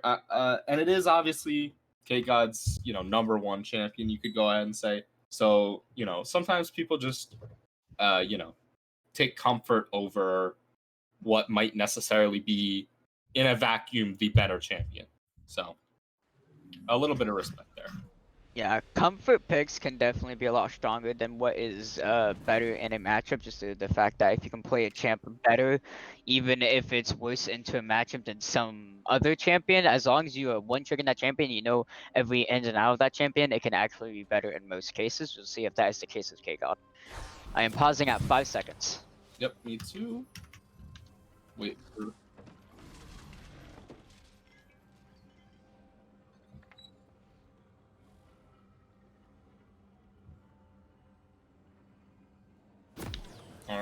Here we go. PVE Esports versus Enigmatic Gaming. Enigmatic going to be able to take the first game into the series with really good fashion, just almost absolutely rolling over PVE, but PVE looking to tie it up 1-1 here. And I would say they definitely do have the draft to do so, and they have the mental fortitude to also do so. But we'll see how this game is going to turn out. Yeah. Sadly, we're not going to see any Thresh shenanigans. You know, with his ability to invade, we're just going to see basic 5 points from both ends of the map. Nothing truly crazy as far as keystones go. Pretty standard across all boards. Same with, you know, summoner spells. There's really not too much to talk about in this. It really just matters about this first coin flip that's going to happen at 3 minutes and 15 seconds. Is Lunar Effect going to get the heads or tails scuttle spawn? You know, is it going to spawn on the same side of the map he is? Is he going to have to fight for it? There's all this stuff.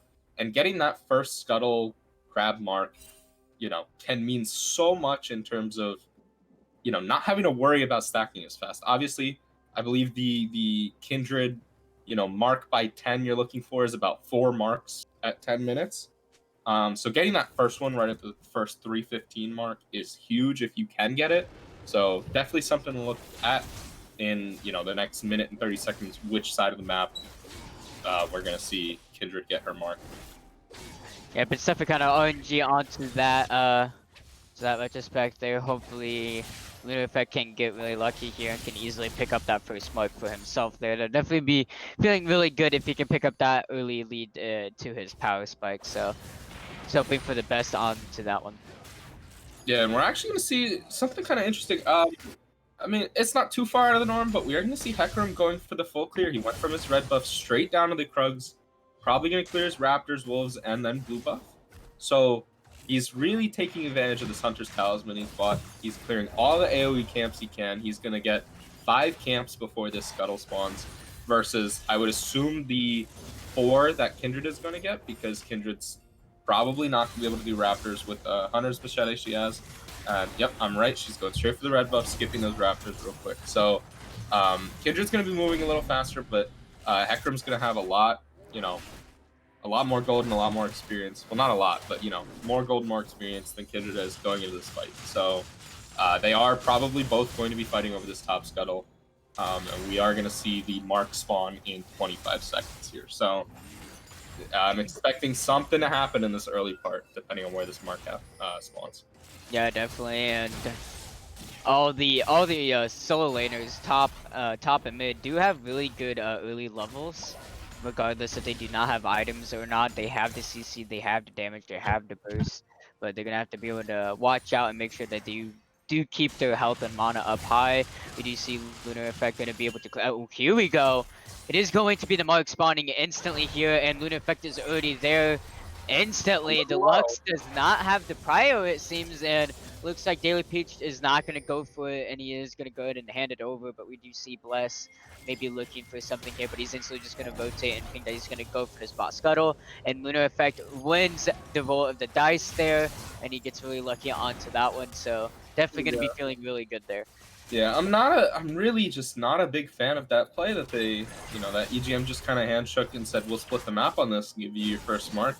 I mean, while Lux did not have the priority, Urgot did. Urgot was already running down, but, you know, Daily Peach decided, you know, we're just going to split this. We're not going to take this early fight. And I do get it's a long series. You don't want to make any early mistakes, especially, you know, against the better scaling team. You don't want to make any mistakes. But I really would have liked to see, you know, a bit of action there. I think it would have been a little better than just handshaking there. Yeah, definitely. Lunar Effect going to be able to take that one. Not really going to complain about it whatsoever there. Any chance that he doesn't have to fight and get a free mark, he will take it. No issues at all there, but it is going to be the second mark onto the Raptors there, and I don't think Lunar Effect is going to be able to pick that one up. Yeah, definitely not. Something to know, I just scrolled through all of them. He does currently have his mark on the Hecarim as well. So, Lunar Effect definitely going to be looking, especially with that Skirmisher Saber already purchased. He's looking for it. Actually, so somebody to the top side here. Kenneton already used his dash, and it looks like he isn't really going to go much more if Bless isn't, but Bless going to go ahead and proc the Conqueror there, and he's actually going to be able to win the trade out off of Kenneton there. There is still no level 6 up to the top side though, so no Stand United from Can of Tin, and no Execute from Bless Express there, so really nothing to be worried about there, but one session does hit level 6, you're gonna have to be really careful across the map here. Yeah, and something Kantan just did here, he decided to buy the Bramble Vest. I wonder if he's going to teleport or if he's just going to walk. Honestly, I really think he should teleport. You know, he's going to have the ult coming up soon, so he's going to be able to impact the map. There's not going to be a huge TP difference. And while that wave is stacking, I guess I see it. The wave is stacking, pushing towards him. It makes a lot of sense. But I'm expecting EGM to look for something. Okay, Gun's gonna be going for this. He's gonna flash and play. Kubu's gonna have to be forced to flash out of that one. He's very slowed down because of the glitch one, but one more auto, and Esmond gets first blood, but he's gonna be rooted by under the tower there, and it's gonna be a trade kill going over. Bardo gonna be able to pick up that one. However, it is gonna be Esmond picking up a kill onto the ADC there, and I would say overall worth for PVE as they do get that first blood kill, and they also get the better trade-off for the sums because Esmond still has his heal and Kuribo doesn't have any of his sums left. Yeah, that was a really good flash play by Thresh there. You know, K got on his Thresh. Like I said, it's his best champion. I really would have liked to see Esmond flash more downwards than forwards. He flashed right into tower range. Obviously, in the heat of the moment, you're just trying to finish that kill. But Morgana, you know, Bardo with a really good Q to lock him out of the tower and get that return kill. Really kind of saved EGM there in that bot lane. I also, you know, I'm an Ezreal player. I'm going to get really nitpicky about this, but really hate going tier first here. Obviously, getting it stacked for the mid game is really nice. It's always good to have that, you know, mana meme done as soon as possible. But you're just so useless until you hit that pickaxe. They're not going to be able to fight Senna Thresh because Senna's got, you know, the pickaxe and the tier. I really would have loved to see the tier... the pickaxe, sapphire crystal, and fairy charm come out instead. It's roughly the same, and you actually have damage stats instead of relying solely on your conqueror. So just a slight little thing. Obviously, you know, I play a ton of Ezreal, so these are just small things to me, but you know, kind of important in terms of how this lane is going. Could be possible that he just doesn't even want to plan on fighting against Esmond and K got into this bot lane. It looks like he's might be conceding that over, but whenever it does come for fights, especially towards the dragon, if he does not have the pickaxe, he's not really going to be able to do much here, and especially when they fights do get forced with K God. If he can land a death sentence through the black shield, you're definitely going to be forced to fight regardless. So definitely going to be really dependent if Kuribo is going to be able to so this high risk, I would say high reward itemization there. Nothing really happens between him getting that and his pickaxe, then I would say it was definitely worth for him because he does get the stacking off a little early. However, if Esmond and K-God can find and initiate to the point where he does not have the pickaxe just yet, they can definitely punish him very heavily. Yeah, I mean, yeah, it's kind of just Ezreal seeding the lane and saying we don't want to fight, we just want to scale. And with Lunar Effect knowing that and all PvE knowing that, I really just want to see them make a play for this first dragon here. I mean, it just starting that stacking, especially when, like I mentioned earlier, EGM is looking to get, you know, early dragon stacks to, you know, as their win condition. Hang on. We actually see Daily Peach is soloing the Rift Herald here, and Lunar Effect's nearby, but I don't think they know about this. Yeah, it looks like he's just going to be able to pick this one up. You even have Graham rotating over, so it looks like this one is just going to be able to go over. No contest whatsoever from PvE, and Lunar Effect is going to get the bad news very late. I don't even think they'll even have enough time to pick up the Drake, even when they know that he's here, and it is going to be telegraphed to the entire team. It is going to be pings coming out towards the dragon, but I just don't think you're going to have enough time here, as Daily Peach is still full HP, more than half mana. He has the ability to easily rotate over, and he's actually going to take a reset off of here, but he is going to have the empowered recall, so he's going to be able to save 4 seconds on that one, but it is going to be the bot lane for PvE rotating over, but they're going to be spotted out onto this control board here. Daily Peach is on his way down. The Onslaught of Shadows is up. He does have the level advantage, but he's going to be immediately started here. It looks like maybe Daily Peach is just going to give this one over, and he has a chance, as they're just going to be able to take it way too fast. Their 2-shot blocks is going to be used, but nothing's really going to be found. K-God going to be taking the half, but definitely a trade PvE is going to want, as they're going to be able to secure the Cloud Drake. Yeah, and while most people will say, ew, an early Cloud, like, who cares? It's just to get the soul. This is actually really good on their team. They get 10% CDR reduction on all their ults, which are all high impact ults. I mean, you think about the Echo, you think about Shen ult, you think about Kindred ult, you think about Senna ult. You know, all these things can impact the map. Well, specifically the Shen ult and the Senna ult can impact the map. We do see the ENR coming out from Graham there on Vapus, and not looking for a kill, but looking for a lot of chunking onto Vapus there. But Vapus does have Corrupting Potion plus Time War Tonic, so he's going to be able to heal that one up. The phase dive coming out, electrocute there. Vapus got to get the hell out of here. Couldn't is going to be used, and that is the ult coming out from Vapus there. So looks like I'm going to be feeling really happy on that one. Kennington going to go on to Blue Express. Blue Express is going to be under tower. The are going to be coming out there. Vapus to get the hell out of here, and it's not going to be enough. He's going to get executed. Bless Express is going to be able to pick up that one there, and we see Daily Peach possibly looking for something onto Vapus in his mid lane. The base dive coming out here. Graham taking very low, but here comes K-God. The Lantern is there. Dawning Shadow is there. The shield coming out. Flash over from Onslaught of Shadows. Parallel Capuch is here, and he is going to be stunned out here. The Black Shield is not going to be enough, but here comes Lunar Effect. He is here. Daily Peach is going to be walked right out of this one. Esmond is on his way. Vapus is not going to be able to get there in time. Virus support is going to be able to use the Chakras Pan there, but it is going to be the boss him coming over to Stand United is here. The Lambs' fight is going to be used, becomes Bless Express. Kennington is here, he's going to be able to taunt Daily Peach right away. Lune Effect is going to be target, but here comes the heal coming out. Bless Spikes you by yourself, like a bitch coming out. Kennington going to be able to pick up that one, and Daily Peach is going to be left alone. Yeah, I mean, Jesus Christ, pardon me, but this is exactly what I was talking about in the draft. PVE just never dies with the team comp they've drafted. I mean, Echo literally got out with a sliver of HP. Kindred survives with Shen ulti and her ulti with a sliver of HP. Senna comes in and saves Kindred again, who's on a sliver of HP with her heals. I mean, like, PvE will never die in these fights because they just have so much anti-death. We'll call it that, anti-death. Not done though. He's gonna go into Lunar Effect, and he is gonna come out. Lunar Effect trying to kite out. He's gonna go right over the wall to TP coming out, but here comes Kennington. TP gonna be from Graham is gonna be hit. A final spark is not there. Pale Capuch is there.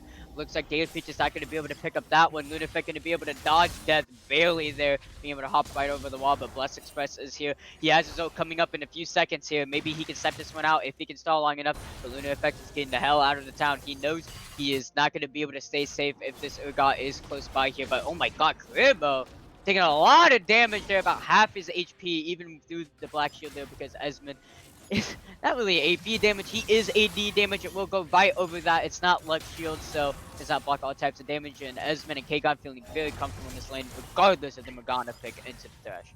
Yeah. And just a quick thing for Wheelbarrow, I know you're listening. The chat's asking if you can turn on summoner names, please, so that they can see who we're talking about. So just when you get a shot. But yeah, no, definitely definitely looking so good for the Senna and the Thresh in this lane. I mean, this just feels like roles are reversed right now. I mean, last game, PVE was on the back foot with an early game team comp. Obviously, EGM is playing it a little better than PVE did last game. But, I mean, I give the lead right now to EGM, sorry, PVE, even though they're down 1k. Just the fact that they scale so well and have so much utility to not die, like, being behind or, you know, this close to even, it's going to sound stupid, but in theory, they're ahead because they're going to be, you know, they're going to start getting these breakpoint items. I mean, you see how strong they are right now. Esmond is running down the Ezreal. Yeah. I have to be really careful into this one. Esmond does have the double longsword plus the Muramana here, so... Oh, Mana Moon, my bad. And he's just going to be able to do a lot of damage, and Senna's autos already do a ton of base damage here, so... We're going to have to be really careful onto this one. Grayson Duck is going to be used by auto support. Running out of mana here, so he's not even going to be able to keep this ADC much safe here if Descendants can land. I don't even think he has enough mana for a Black Shield, maybe one more. That's yeah, I mean, here. We see Lunar Effect looking to get some, you know, Drake control in terms of the vision around the Drake right now. It's coming up in 30 seconds. I think they should just be able to take this for free, just simply because look at the bot pressure that you know, PVE has right now. Ezreal's going to look to back. They've got 15 seconds left on the Infernal Dragon. You've got Shen ult up. You've got Shen TP up.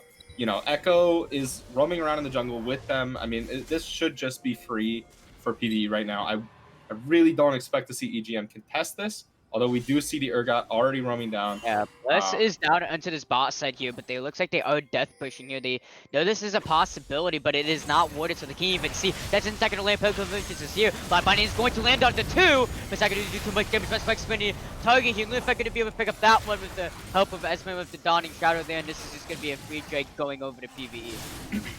Yeah, and I mean, like, another thing, like, Kindred didn't even use her ult. Like, they only used Senna ult and Shen ult there. I mean, they still could win a fight if EGM chose to do so. So, like, I mean, it's these little things that they're picking up on. I mean, it truly is just a wonder. Like, PvE will never die in this game. Something interesting though is Daily Peach comes Peach actually going on to Vapus here to Protobot to make sure you stay safe on that one. Lunafect is on the way there. He's going to be able to fear him, so he cannot get the corner break off. But Daily Peach taking a lot of damage and one more auto before the stacks go off here. But they're going to be able to pick up that one. The Ghost is going to be used, but they're going to be able to take down Vapus. The fear is just too much there, and Vapus not going to be able to use the corner break in time. Yeah, that was just a mental battle of Ooh, K-God's going for this here. Kennington is into the backside here with amazing flash is going to come out. Oh my goodness. The reaction time there in Caribou is going to be able to force a lot out of Esmond and K-God. That is a double flash coming out from the bot duo for PvE. Then only one flash trade is going to be used. And that's also a TP out of Can of 10. So they got a lot of value just from that failed play from PvE. Yeah, and Canton keeps trying to impact the map. He's falling really far behind this Urgot right now. You know, he's 20 CS down. He's a level down. He hasn't even gotten his level 2 ult now, or yet. I mean, you really got to sit this Shen in the side lane and let him kind of get some of this XP and gold that he's severely lacking on right now.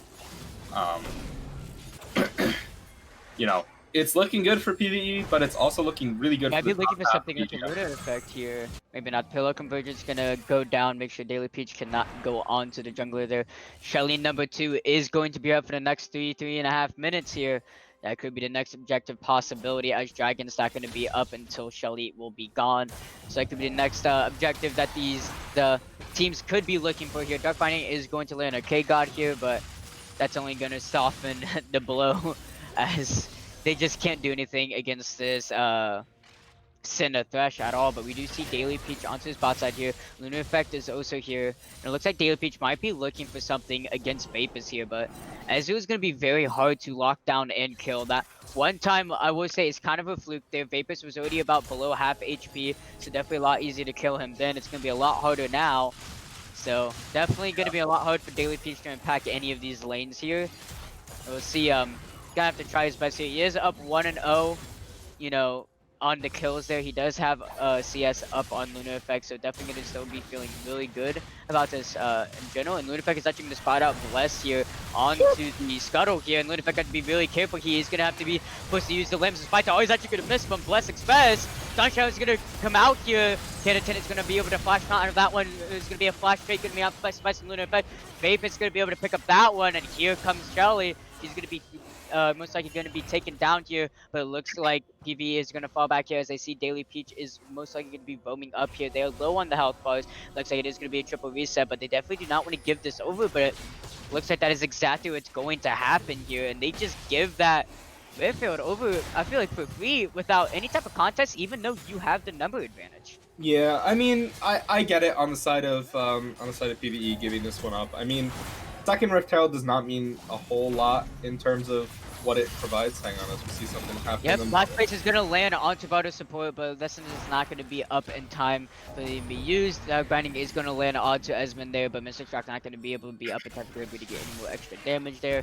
But it is going to be able to force a little more pride coming up, but last space is going to be used there. One more auto Kubu, and it's going to be a lot of damage. Shock on Page is going to be there. It is going to be able to find a stun onto Esmond. It is going to be a TP coming out from Canton. He's going to use 79 to make sure his ADC stays alive, but K-God is going to be the next target here. They have to try to survive as long as possible against Butts Express, but I don't think there's not much you can do here. Last space is going to be there, but there's not much that's really going to be found. Yakubu is so low, but he's going to be able to walk around, and that one Ghost is going to come out. Daily Peach is going to be able to stand by into the lamb here. Ponies eat lambs for breakfast. I think that's how the old tale goes here, as Daily Peach is going to be able to slaughter the Lamb there, and it's going to be a reset coming out from the bot lane for Pneumatic Gaming here, as they're going to be feeling really happy about that one, and Kiribu not even falling down. He's going to be one auto down, and K-God is actually going to fall down from the TP from Bless Express. Yeah, and right before all that happened, actually, we saw Daily Peach drop the Herald mid and get the first tower in the mid lane, which is going to open up the map a lot for them. I really wish he would have saved it for right now for this dragon that's spawning soon, but the fact that they got all those kills and, you know, he got the solo kill on the Lunar Effect in his own jungle, like, you know, all this stuff is going to allow them to just pick this up for pretty much free. There's no Shen TP. Oh, Shen's bot lane. Shen is bot lane. He does have the flank if he does need to use it, but Lunar Effect is just so far away that I don't think they're going to be able to pick this one up. But they could go for a team fight win, possibly here. Pilkovic is not going to be able to find what it needs here, and it looks like maybe they absolutely deleted. The ult coming out onto Canton. He's going to be executed. K-God is going to be the next target. He's going to be slowed from the Ugaku to life, and he's barely going to be able to miss on that one. You are not Bardo, Graham, as you're not going to be able to land on that one. Drop dodge is not going to be true. Pierce is going to land, but really good that set to make sure Bless Expect going to stay in range for the flash over the wall to make sure he can continue to walk forward. K-God could be the next target. Lunar Effect is here. Daily Peach looking to go over the wall. Onslaught of Shadows a few seconds out here, but it looks like they're going to go ahead and take the 2 kills from the top and mid and go peacefully, plus the dragon for insurance. And it looks like Enigmatic Gaming going to be able to turn this game around into their favor. Yeah, I really don't know what PVE was doing there. I mean, they could have won that fight in the event that, you know, Lunar Effect and Esmond were closer, but they weren't. They were still about 15 seconds out when Kanatin and Vapus looked to try to pick up that you know, some stragglers leaving the Dragon Pit. I really thought that was just kind of a no offense to them, I really think that was kind of just a stupid play. I mean, it's okay to give up these dragons, especially when you're in a situation like that where you've got, you know, your jungler and AD carrier on the way back, you know, from being dead. Like, you gotta just respect the fact that EGM can still do things. While, you know, I'm stressing that PVE will never die. PVE will never die in the event that PVE play confidently. We could be looking for something on Bless here, though. He's going to be really careful. The ult is up for him once again. The TP coming out from Graham. This is a Lux TP. He's not going to be too big unless he can land all of his abilities. Blood Bunny is not going to land, but the ult coming out. But he's going to be able to pull him right out of his Lamb's Respite. That is a huge counter against Lunar Effect there. But here comes the Onslaught of Shadows from Daily Peach here. Kennedy going to be going towards his death here. This pony is unstoppable. The Dark Passage not in time. K-God going to watch his team get slaughtered there as Bless Express showing how strong this Urgot can be against the Kindred matchup. Yes, he cannot kill the Kindred in the Lamb's Respite, but he can show us how to pull him out of the Lamb's Respite and kill him that way. And it is going to be the Baron going over to EGM, most likely here as Lunar Effect is down here. TP is up to Kenneth, but it's not even going to be there up in time here, so just absolutely shredding this one down. Yeah, I mean, just like I said earlier about that dragon fight, I mean, PvE's just really not respecting EGM right now. If I have to go into land, K-God is just going to get deleted. Disrespecting the Lux damage. This Lux before that kill was 004, about almost 10 CS a minute there. And this Lux is definitely not disappointing whatsoever. Vapor's not going to be able to punish it in the laning phase there, so Graham's just going to be able to just farm it out there and going to have a shutdown regardless of not having a kill there. So Graham doing a lot of damage. He has the Morellos, he has Ludens, he has the Sword Shoes, he has so much damage. Excuse me. Yeah. So much damage here, and K-God just not respecting it whatsoever, especially since he doesn't have a single magic resist item. Yeah, it's just kind of... PvE keeps trying the same stuff, which is blindly run in and try to pick a team fight. And EGM just keeps bringing more members to the party. I mean, you think of the one time I feel like we've seen an actual 5v5, and PvE just completely destroyed EGM. But the past couple fights we've seen, you know, 5v3 in EGM favor. We've seen 4v2 in EGM favor. You know, there's all these things. PvE are playing a team fight comp, but are playing for skirmishes, you know. And at this point, you're getting to the point where you're going to fall too far behind. I mean, I mentioned in draft that, you know, obviously PvE are going to outscale EGM. Let's do something else. Seems like it's going to go away. Yeah, it looks like a lot of impatience coming out from PVE. They're trying to find Karibo once again. He knows he's the weakest. He's not going to be able to find Bailey right out of that one. A flash coming out to make the payload conviction is going to be able to stun off. Sandy's not going to go out to Vapus. They're trying to find Graham here. Looks like Graham is going to fall down. Onslaught of Shadows going way too far over. KF's going to be below and halfway through. They're always actually going to land a cannon instead of K-God.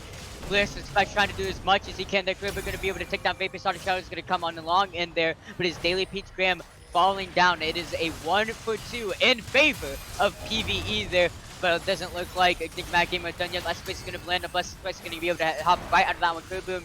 Bardo's put so low here. They're going to be very careful as there's still a lot of damage output coming out for PVE though.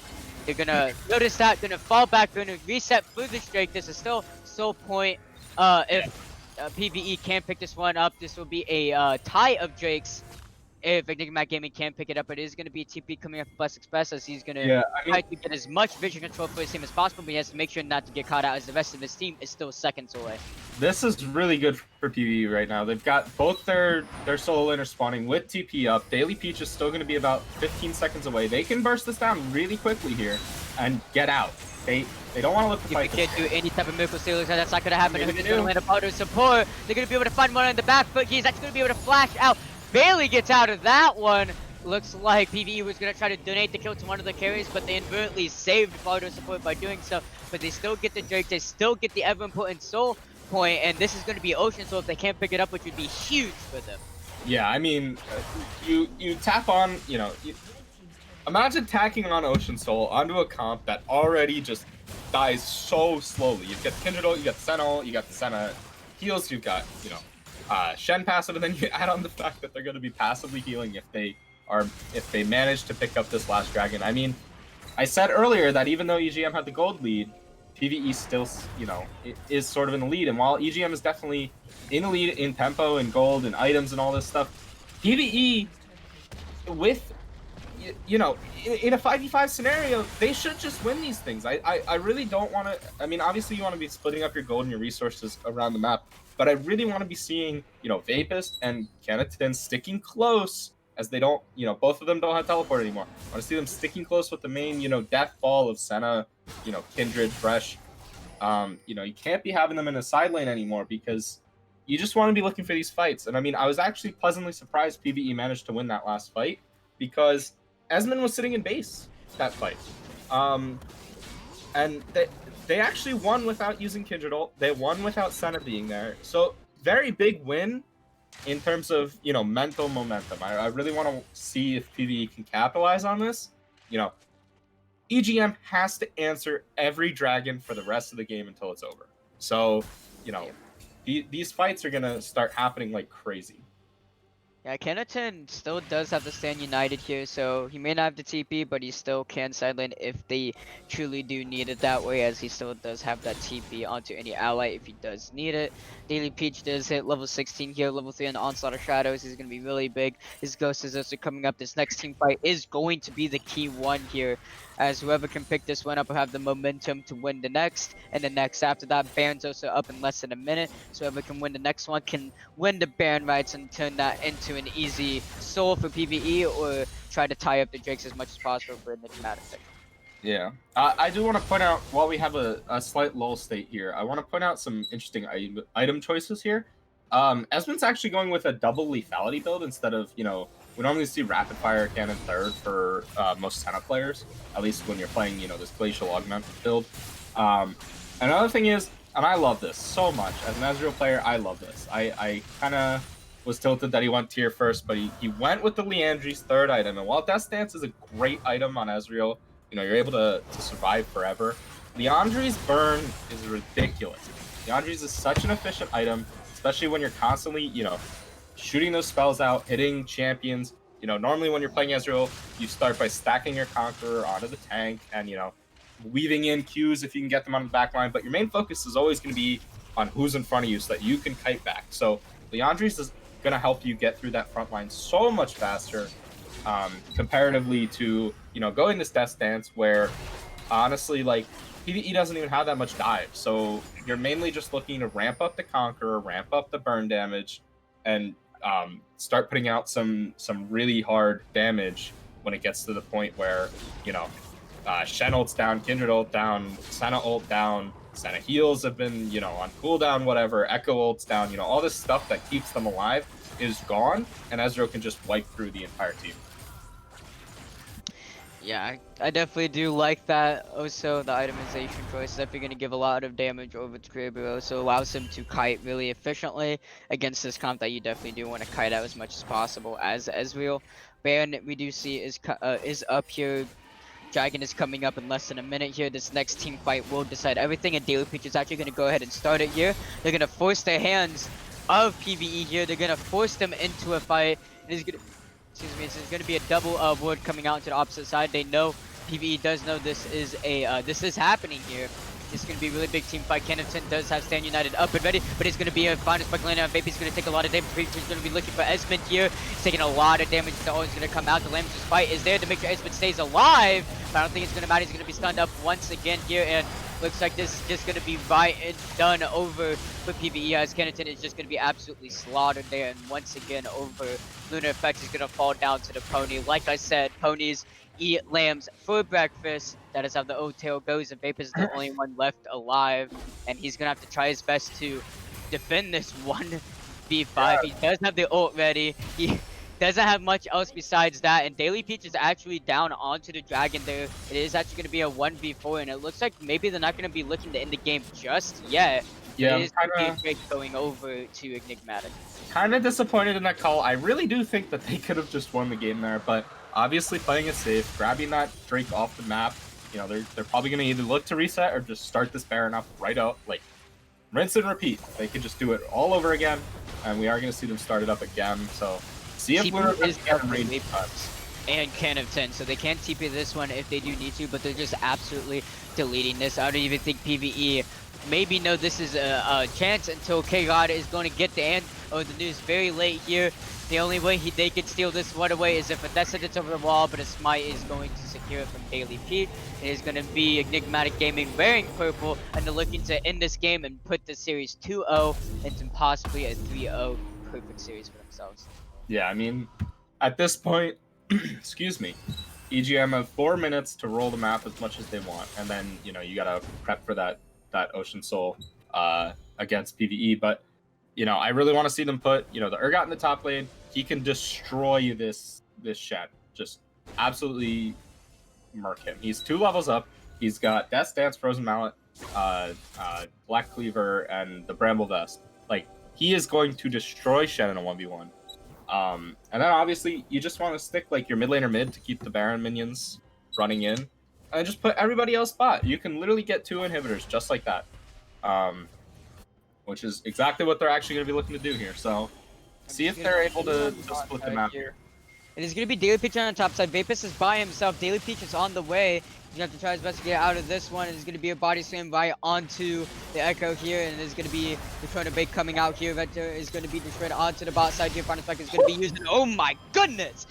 Vapus is gonna go golden, but he's gonna end up falling down. Daily Peach on a killing spree. This pony is unstoppable. 2-shot barrage is gonna be used to try to get as much damage as possible, clear the waves as fast as possible. It's gonna be 2 top, 3 bot, no one in the mid as it's not needed. Hibbert is already down there, and they're gonna go ahead and be able to split this map beautifully. It is going to be Daily Peach heading down towards the bot side of the map, be ready to possibly help his 3 members on the bot side just in case they try to go for a 3v3, but that's not going to happen. Final Spike once again! That was just used like 10 seconds ago, but it doesn't matter. That's how strong Lux is once she hits level 16 plus the 40% plus CDR. And it looks like this game is going to be able to go over to Enigmatic Gaming.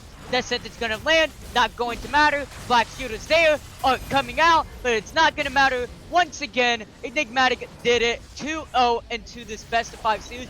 They did it twice. They only need to do it one more time, and they move on to playoffs. PvE, one more chance until they get eliminated down to the losers bracket. Yeah, I mean, there were some really good looking things coming out from PvE in that game. They definitely had a lot better of a game in this game than they did in the previous one. But, you know, again, it's Daily Peach running. You know, he's a horse running all over this map, just nonstop. He's everywhere. I mean, he's picking up everything from the Drakes to the Rift Heralds. He's getting early kills. You know, PvE is going to figure out some way. I really liked the idea with this comp. Obviously, I loved it in the draft phase. They got to figure out some way to stop Daily Peach from running all over the map. I mean, they've definitely focused in on that. They banned 3 of his champions, with one of them being a flex pick between him and the mid laner. And if PVE managed to get back onto blue side, obviously it is EGM's side selection this game. So if I'm EGM, I should just select blue side again. But in the event that PVE get blue, I want to see them ban the same champions and just pick the Hecarim for Lunar Effect. It's one of his best champions. And like, I mean, I really did like this comp. I really liked the idea of picking the Vi in the last game, you know, taking it away from Daily Peach. But once again, it's just, you're giving Daily Peach a very broken champion. I think Hecarim is one of the strongest junglers right now. He's seeing Worlds play. He's seeing all this stuff. It's just, yeah. I want to see them find a way to stunt Daily Peach in this early game. Yeah, Daily Peach is just an absolute monster right now. Both games in a row, he's got the Hecarim. He's been so strong. He's been able to just run up Lunar Effect without any issues whatsoever. Daily Peach obviously going to be, in my opinion, the way stronger jungler into both of these teams here. But possibly if PvE can do something here, looks like they're going to have to come up with their own original idea. They tried to copy 999's homework, but the teacher said, hell no. And they're going to get ahead and hand them an F onto that one. So GG's to Enigmatic Gaming, as they are only 1 win away to moving up into the playoffs bracket. And PvE, if they drop one more, they're going to go right into the losers bracket and play Darkstar Gaming. And hopefully they can find something out there if they do end up going down that road. But we have one more game, hopefully. Not one more game. I'm hoping that PvE can bring this one around, but without, well, Enigmatic Gaming is playing and how PvE is just not able to find the answers. This does look like it could be a easy 3-0 for Enigmatic Gaming, but this gonna go ahead and send it to a quick bake, but gonna send it over to Red Wheel Bill for a little couple extra words if he has any to say, and then we'll be right back. Hey, yeah, thank you very much, guys. We're going to take 5 here. As you see, they're up 2-0, so hopefully they can PvE can regroup and come back. So we're going to go ahead, go on a quick break, and then once everybody's ready, we'll get started. Thank you.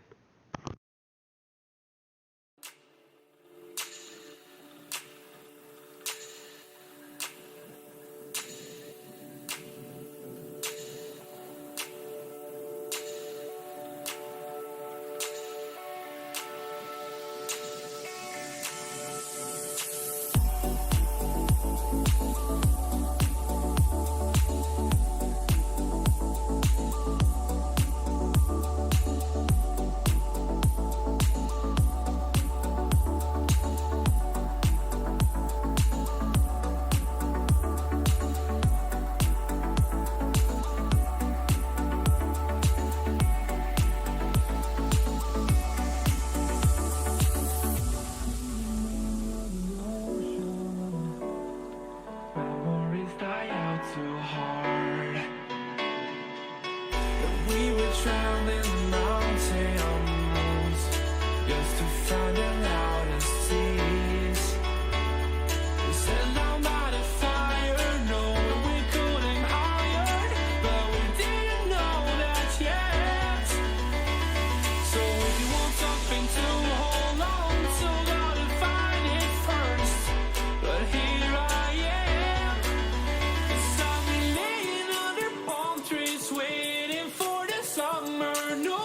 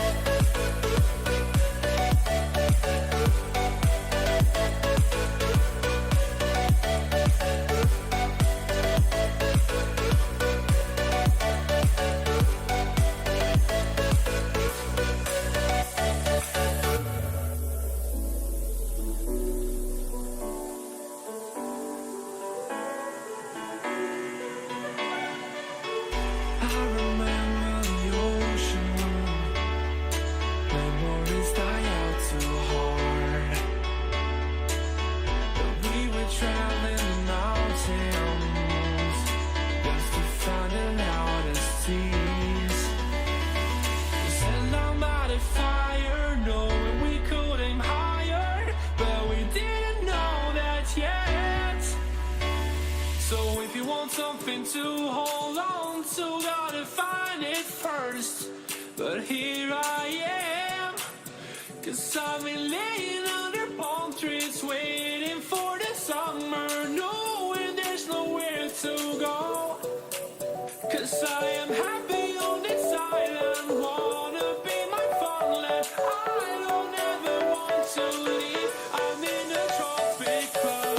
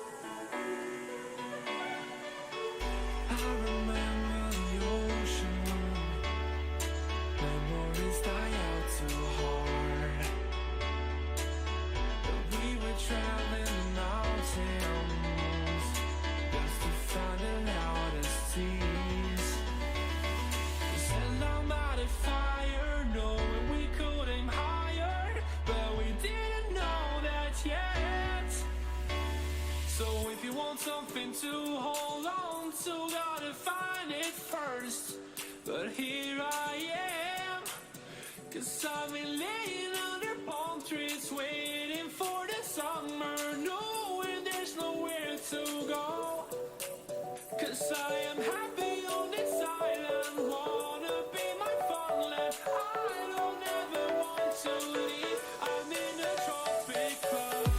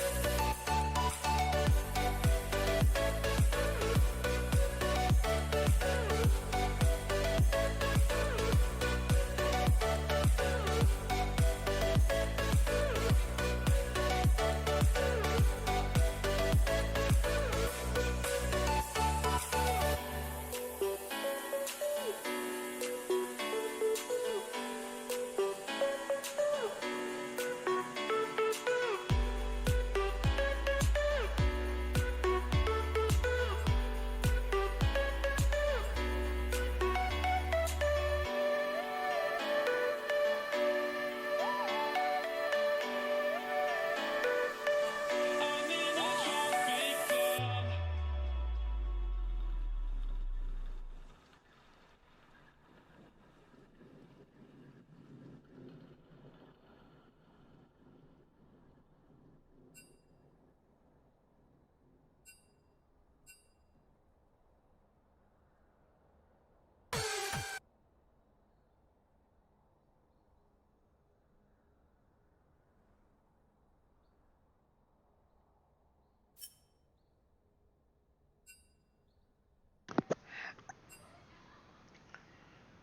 All right, everybody. We are just now getting ready for Game 3.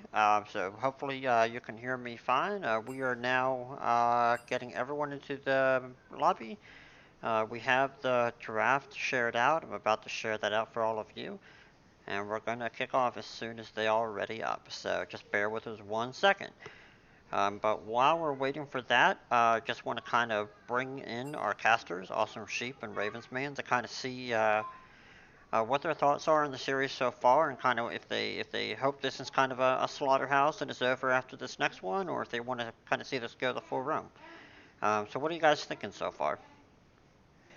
All I gotta say is, it's this so far. This series has been Daily Peach Diff. He has been an absolute monster in this best of 5 so far. The first 2 games on the Hecarim, he's been absolutely dominating Lunar Effect pretty much in every retro effect. The ganking, the CS. Yes, it was a little lackluster onto the objectives in game 2, but it didn't even matter at the end of the day because Daily Peach came back, got the objectives that he needed to stop PVE from getting the soul point win, the soul win condition that they needed, and was able to just put out all the fires across the map that were needed, like onto the bot side. He was always there when he was needed to be there. He was able to find a lot for enigmatic gaming, especially during the moments where it looked like they were kind of like falling short into the early game. So Daily Peach, I would say it's Daily Peach Diff. Honestly, that's the best way I can put it because he's just been an absolute monster. Yeah, no, I gotta go ahead and agree with you. I mean, it's largely, these wins have largely been on the back of Daily Peach, specifically on this Hecarim, a very strong champion right now. Like I said at the end of last game, I'm gonna keep saying it. PVE has to look for a way to stunt his early game. I mean, he keeps getting 1, maybe 2 kills in the early game, and that's just enough. He's able to just hard farm his jungle from there. So PVE needs to decide: do they want to match early game and try and fight for those first early kills that he normally looks for, or do they want to pick this hard scaling, hard farming jungler? They kind of tried it with Kindred, but maybe something like Shyvana, something like Cardfist, anything like that might be okay here.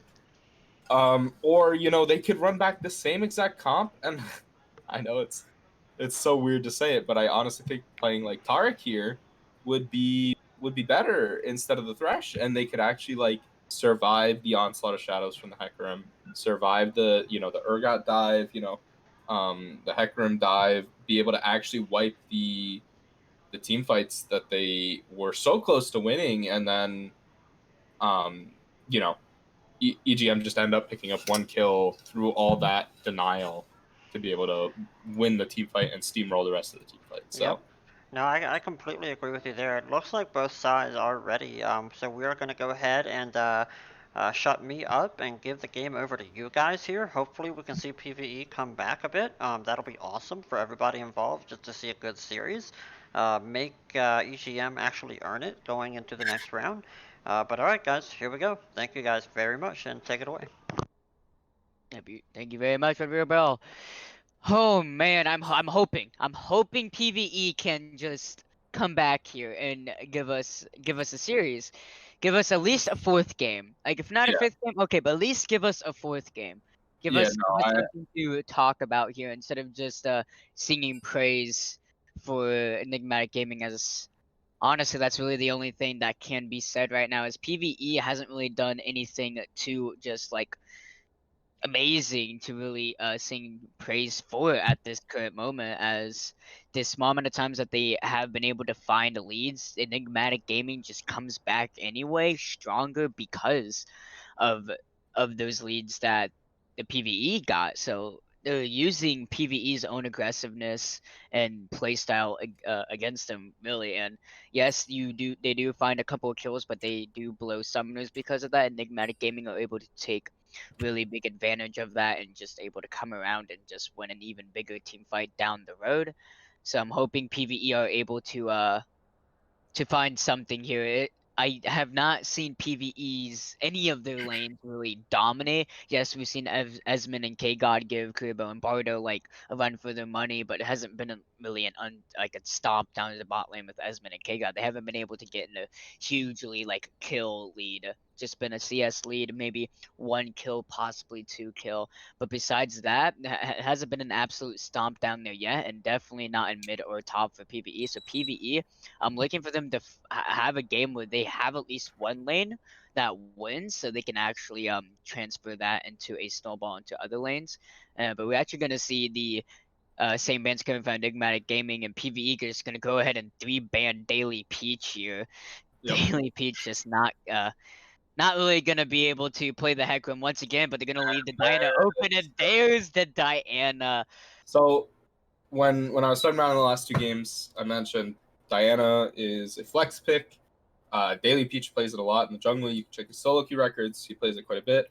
I know pretty positive Graham plays it in the mid lane as well. So look for EGM to try to play that this can go to 2 positions as much as possible here. But I would just expect it to go to the jungle simply because they already banned 3 of his champions. They're probably PVE is probably going to limit the pool even more by picking another jungler here.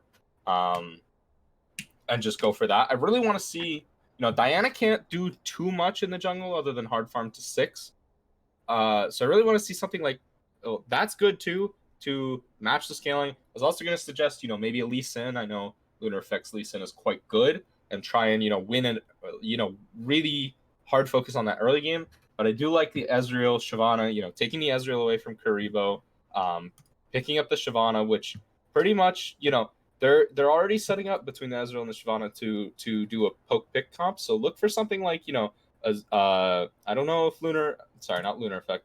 I don't know if Vapus plays it, but something like a Zoe, something like a, we know Thresh is a possibility in the support role. Maybe picking Thresh here and then banning Morgana. I also think a Lux ban would be very good from PvE here. Interested to see what EGM pick up. I really just hate Caitlyn now. I don't think she's that good anymore. I don't think she's the top tier. She's very good with Lux, I'll give you that. But Lux again. I really would have loved to see a different AD carry here. I mean, there's so many good AD carries that can just completely destroy, and they're all playmakers that can just completely destroy Ezreal. Kai'Sa and Vayne come to mind. Obviously, you don't want to pick them this early, but those are 2 champions that would just destroy Ezreal. Another good one is Jhin. Jin's a nice early champion, but they are going to go ahead and pick the Caitlyn and the Lux, and it looks like K-God's going to match them with the Morgana pick. So definitely some pick potential coming out from PvE. They've already got poke in the Ezreal and the Shyvana, so I'm looking for them to round it out with some more poke and pick things. Maybe the Shen to help even out some fights when they make a pick happen. Gonna see that Urgot ban come out as well. Yeah, the PvE lineup definitely has a lot of pick and poke potential here, but they are lacking a lot of front line here, so they're definitely gonna have to get a little bit of a tanky front line here to deal with the abuse that Caitlyn can give out with the extreme range she has, 650 base range she has on her auto attack, so gonna have to be really careful onto that one. And it looks like Enigmatic Gaming gonna go ahead and ban away the Lucian, make sure that it's not gonna go into the mid or to the top lane here. So they're just gonna make it even harder for their lanes to win at this point. So definitely do like that, you know, kind of like a creative ban coming out from Enigmatic Gaming, as I do know Vapus or Canaton can play it and they can be very strong on it too. But PvE gonna go ahead and answer with a Shin ban here, not wanting to give, you know, Bless a very annoying pick to deal with, because if you're going against a Shen, it's very hard to gank him, it's very hard to get a lead over him. And even I if you mean, somehow get a lead over him, you can just stand Unite across the map, get a couple kills and assists, and he's right back into the game. that was a very good ban right there. PvE was definitely looking for something specific there. Banning out Shen when you're on red side and get that first pick right out of the banning phase made me think that they were going to look for something like an Aurelia. EGM's going to call that, though, and ban Canaton's Aurelia. I do think that could have been a flex pick. Obviously, it's inconsequential now because Aurelia is banned. But EGM with some really good ban calls. You know, you're missing top and mid laners, so you ban 2 champions that are pretty strong right now that can go into both lanes. That's another champion right there that can go into both lanes, though. Also has very heavy poke and damage, so Yeah. definitely fits into what PvE wants. PvE is just missing a front line here. And another thing to point out real quick that I really want to see EGM pick up on right now is all of PvE does hella magic damage right now. You've got Rumble, you've got, obviously Morgana is not much damage, but you've got Morgana, you've got, I'm assuming is going to be AP Shyvana, and that is exactly what I'm looking for. Dr. Mundo, Maokai are 2 champions that just come to mind that can just build as much magic resist any that they want. And Ezreal is not a tank killer. He's you know, his tank killing options are Last Whisper, Leandries, Blade of the Rune King, you know, stuff like that. All are still ramp up slow killing for tanks. It's just a little faster. So I really love this pick from EGM. Such a good you know, pick into what PvE has done so far. I mean, you look across the map, if that's Rumble top, like, it's gonna be rough for the first couple levels, but then Dr. Mundo is gonna be able to heal up all the damage. And Talon coming out from Enigmatic Gaming. Oh my goodness, now that is a spicy pick. So that's gonna be a Diana into the jungle. Daily Peach gonna be on that one, and Graham gonna be on the Talon mid lane here. But it does open up PvE to get a really big counter into Talon. If there's one thing you don't like when you're playing Talon is having to play into a counter matchup, and it's exactly what PvE does have the chance to do here. So see what they do plan on putting Vapus on against this matchup, or unless they want to put the Rumble into the Talon. I do think Rumble into Talon might not be too terrible if the Rumble can survive the first couple levels. If that's the case, he can get an early Seekers and should be okay for the rest of the, you know, the matchup. I really want to see them pick up, an AD top laner. That's exactly what I wanted to see. Yep, so it's going to be a Jax into the Mundo here, and Rumble is going to go into the Talon. I really do like this for PvE. They have so much scaling, they have so much poke, and they have I would say, an okay frontline. The frontline definitely not going to be nearly as strong as EGM, as they do have a Mundo. Mundo does go where he pleases, and he will run over your team if you give him the chance, but Jax going to definitely be able to be the frontline that you need here. But realistically, at the end of the day, you really don't need a frontline with the amount of mobility options PvE does have. As long as they can get their damage out, it doesn't matter, because the amount of damage they can dish out in such a small amount of time is so much that it might even matter that they don't have as strong of a frontline as Nimag Gaming, as Nimag Gaming has a very squishy team comp besides from the Mundo.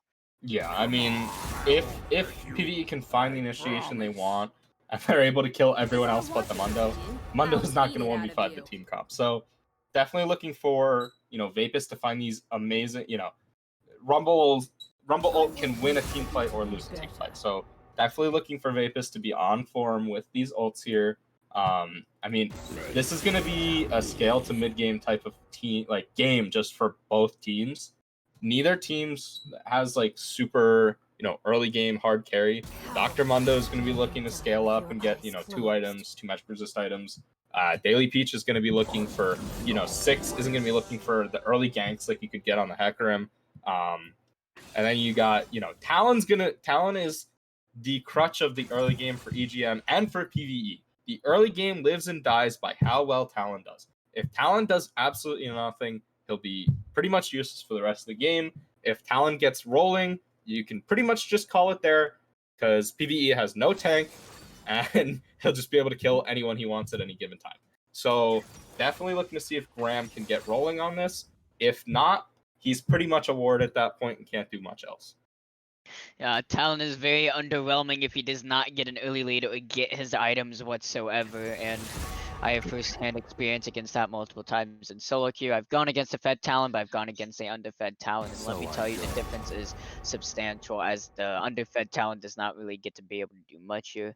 But Mundo, you have to be really careful on this pick here. He is a ticking time bomb. If he does get into the extreme late game, he pretty much just never dies, unless you just have a big dog pile on him. But if you're sending 5 to kill him or 4, then it just opens up the opposite side of the map to be pushed or broken. So definitely Bless gonna be up to him to absorb as much pressure as possible, as he is the only front line. But again, Ken of 10 also gonna have to be absorbing as much pressure as he can, as he is also the only other front line for PvE here. However, like I said, PvE has so much damage and so much poke that they're able to stay behind and stay back as far as possible. So it is gonna have to be enigmatic gaming, trying their best to engage onto them. But PvE gonna have really good answers to it and gonna be able to stay right out of the kill zone and making sure that Enigmatic stays in their kill zone. Yeah, and something I really quickly want to point out is if you're Esmond here, you got to be feeling a little good because Ezreal is the best ADC to be playing if you want to build resistances against assassins, and he's got 2 assassins on the enemy team, so he can build the Death Stance, he can build Iceborne. I really don't want to see Iceborne in this game, though. His team is very magic damage heavy, which means that this is a very good Triforce in Death Stance or Blade of the Ruin King game. So while you can build Triforce in a Talon, I would actually rather see the Death Stance 3rd and the Triforce 2nd. It's a very expensive build, but it would be so much better at utilizing the damage passive that comes with the Sheen from Triforce, so that Mundo, who's going to be stacking magic resist, you'll be doing a lot more damage to him than you would be to if you had Triforce. Iceborne essentially is what I'm getting at. So it's definitely gonna be very interesting how he is gonna end up building against this comp, though, because it is a very I would say both of these comps are very creative and very original. They're very dependent if you can execute the playstyle, correctly. Because if Enigmatic can't execute their playstyle, then they're gonna lose. If PvE cannot execute their playstyle, then they're gonna lose. Even if you're the better team, doesn't matter. If you do not play your comp correctly, you're just gonna end up faltering and you're just gonna end up losing. Yeah, I mean, this is nobody copied somebody's homework this game, which is nice to see. I really just want to see PvE come out, and you want to play it slow. You want to forget the last 2 games happened. This turn it into a best of 1 in your mind, because you live and die by this game. Obviously, if you lose, series is over. They'll play in the losers bracket next week against DSG. If they win, they get 2 more shots. But you don't want to be thinking about those next 2 shots in the event that you win. You want to focus on the here and now. You want to focus on being able to win this game, move on to the next one, and then the next one. You can't be thinking about the future here. You got to think about it like it's 1 game. This is what I need to focus on here and now. Just forget you're in a best of 5 series and focus on that. So definitely want to see PvE looking to be a lot stronger in the mental this game. They didn't show many signs in the last 2 games of being, tilted or anything, which is very good sign for them. I think that the team comp they've drafted up has the potential to, win this game. I really can't give a for sure answer like I could the last two games on who I think won or lost the draft. In the last two games, I did think that, EGM won the draft a little bit better than PVE did. But this game, I think it's such a toss up between, the Talon pick and the Rumble pick. Jax can get camped and dies a lot and is useless, or, he gets solo kills and, never dies, does tons of damage. So there's no clear cut winner here. I think Jax will beat Mundo. I think Shyvana and Diana will scale. I think Talon will beat Rumble. And I think Caitlyn Lux will beat Ezreal Morgana. So it really just comes down to jungle intervention and the ability to survive and farm if you're in a losing matchup. Yeah, that's gonna be the name of the game for PVE here. They scale pretty well with the Shyvana and the Jax on the top side. I mean, Rumble too. You just have so much scaling to the top side. Ezreal now scales definitely a lot better, especially if you itemize them correctly. And Morgana can be a really big monster if she can get up to her 5-6 items, because at that point she just pretty much becomes a one-shot mage. If she lands the Dark Binding on top of her W, you just DOT to death there. But this is definitely going to be a hard game to tell who has a clear advantage until we see how the game is going to be broken down in the first few minutes of the early game, because that is really going to be what makes or breaks the win or loss for either of these teams. So that's going to definitely be very interesting to watch, and you have to pay really close attention to pretty much everything, even just a trade that happens. As long as it gives pressure, it's pretty much a win for either side. Yeah. So taking a quick scan over Keystone, Summoner spells, everything like that. Are actually going to see Conqueror coming out from Dr. Mundo, which is kind of interesting. I wouldn't expect that. And double Electrocute from both Diana and Talon. So definitely looking for burst potential. No Conqueror from either one of them, which is good. I am pausing at 5 seconds. Yep.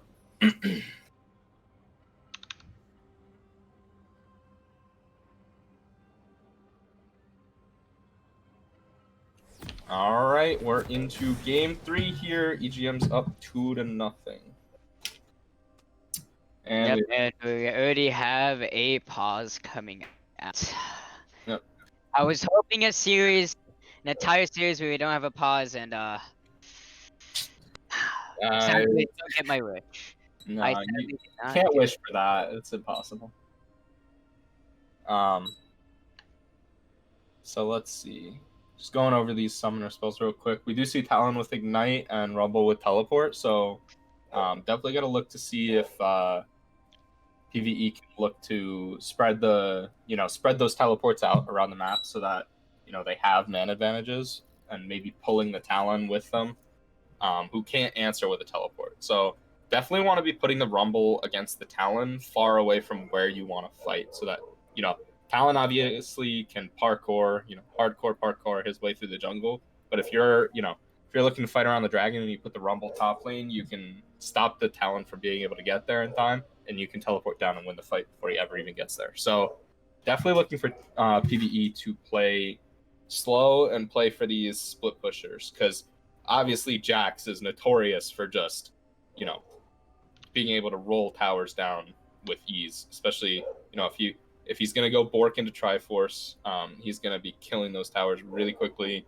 Any damage he takes from Dr. Mundo, he's going to be able to sustain up with the Blade of the Ruin King sustain. So definitely some interesting stuff here.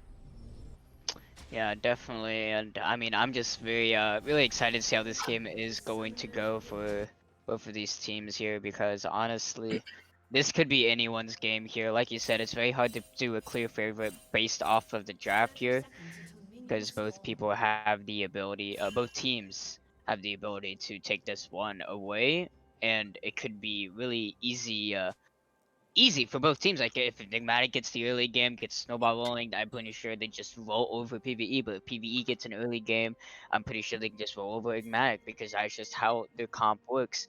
If their comp can get ahead, if their comp can get damaged, then they can just win, because they have so much disengaged, they have so much mobility, they're just able to stay out of the danger zone regardless of there being a Caitlyn on the enemy team. And the Talon is gonna have to run into them, but you don't want to run into artillery fire whatsoever. So it's gonna be really hard for Graham to do what he wants to do if PV does get ahead here, but we're gonna have to see how this is gonna go as minions are gonna be spawning, buffs are gonna be spawning here, and it looks like it is going to be a top start for the Shyvana and also a top start from Daily Peach. And we are gonna see EGM actually fake leashing there, so not sure if PVE is gonna pick up on the fact that Diana started blue buff. Dr. Mundo is missing a tiny bit of HP. Actually, not anymore. He's regened it all up. So I wonder if they're gonna be able to figure out where Daily Peach actually started on this Diana thing. Counter Strike is actually going to be used here, but Cat's not going to be able to find much there. And here we go. And the game has started officially here. To be up to these teams how it's going to go. Grimm's going to get a level lead and going to be able to find a favorable trade against Vapist here. And there's going to be a race for level 2 into this bot side. Whoever gets it first can win the trade here. And it looks like level 2 is going to go on to both to the top side here. Grimm's going to try to find as much as he can, but still. It is still a Jax early level, not going to be able to find too much into this Mundo here. Yeah, I mean, it's really going to be seeing if Jax can, you know, get those couple items. He's not going to win super early against this Mundo pick. Mundo's just going to be able to cleaver him and walk away every time. And Jax isn't going to be able to do enough damage this early in the game to actually threaten him yet. Especially with the Conqueror. I really would have enjoyed seeing something a little different, like maybe press the attack. It's not as optimal normally on Jax, but press the attack would allow you to get some really good fast trades onto the Dr. Mundo. And when we see a trade going off here, he's going to be able to arcane shift out of that Pill of a Pacemaker there, but it's going to be a flash coming out from Bardo's support and the Ignite also. Kurbo is going to have to use the heal though, and it is going to be PVE's bot lane actually taking the favorable trade of Sums there. They're still up 2 Sums to the 1. Kurbo still does have his splash up, Esmond still has his splash up, but K-God still has his Ignite, and he's ready to use it if need be, but there's another really well timed. Oh wait, it's going to be really lethal. Can he be able to get it? He's going to walk right into it, a flash missing shot, second to be enough to go over to Bardo's support. He's gonna be able to dodge right outside of that trap that's in the bush there, and oh my goodness, that was close. Yeah, Esmond really just got baited so hard by Karibo. Karibo was so confident in himself. He still had his flash up. He you know, told himself, I can dodge the Mystic shot coming out from this Ezreal here. Baited Esmond under the tower with his flash, and oh my god, that was just so beautiful. Just so good for EGM just to start out with. Caitlyn and Lux were already supposed to win this matchup. I was actually really surprised that Esmond and K-God were doing so well into it. But you know, now, you know, it's pretty even. I mean, Caitlyn's only up, you know, boots over Esmond right now. Yeah, he did get the assist. He did get the kill. True. So yeah, but they both bought a cull on that back, which I really do like. I think cull is underrated on your first back. You know, if you don't have enough for like a BF sword or, you know, in this case, a tier for Ezreal, whatever, like just buy cull. And specifically on Ezreal, I like to do cull and fairy charm if I don't have enough for a tier or a pickaxe. But he is going to go with the refillable pushes there, which is completely understandable. Yeah, he definitely doesn't want to play a lot safe into this. Like, Daily Peach is going to walk up, going to push Vapist back here to make sure Graham can pick up as much CS as possible. He does not have the TP, so as soon as he resets here, Vapist can just easily push out the wave, and Graham will easily bleed CS here, and he's taking so much damage from this Rumble. Yeah, I mean, Vapist is just rolling him right now. This is so bad for Talon. Like I said in the draft, you know, if Talon falls behind and can't do anything, this is really bad. I mean, he's going to be a walking ward in the mid game if he can't get rolling. So just straight off the bat here, I mean, Daily Peach is going to be happy because he's picking up these waves that Graham would otherwise be missing. But, you know, Vapist is going to be so happy with himself right now. He's going to pick up this entire wave, be able to reset, and probably not even have to waste his TP. So look for him to reset on this wave. Look for him to... we're going to see it play in the top lane. Yep, Lunar Effect gonna be here, ready to go in just in case Blessed Press has any bright ideas, but he does not have the Dragon up yet. He's not level 6, he doesn't have the ability to, you know, ult and get that gap closer out, but he is staying just in case. See, Blessed Express is going to walk over here, but Blessed Express, you know, sniffing something fancy here. He knows something's up, but he is look like he's getting a little impatient there, but he knows the wave is going to start pushing towards him here in a bit, so he's just going to go ahead and play the patient game. Luna Effect going to go into the top enemy jungle, maybe get some vision down, collect a couple of timers here. He's going to go ahead and reset. Yeah, Lunar Effect walked over that pink ward in the pixel bush without, noticing it was there. So Bless Express knew he was on his way up. So definitely a good call to back off there. Play it really safe. Don't want to let the Jacks get scaling ahead of you. So good job by Bless. Being very cautious in that lane. Don't want to fall behind for sure. Level 6 is now on the town here. His roaming potential is really high up here, but how are you gonna find the time to roam against this perma pushing Rumble? He pushes waves so fast there, he can instantly ping that he's gone, and he can instantly just push out the next wave here. So it's gonna be really hard for Graham to really find anything here. He already has the Hex Drinker, so it's already gonna stall his scaling already. He doesn't have pure damage, he doesn't have lethality, so even if he does get a roam off, he's not really gonna be able to do that much damage. Yeah, and I mean, realistically, if he's making a roam to the bottom of the top lane, that Hex Drinker is doing nothing.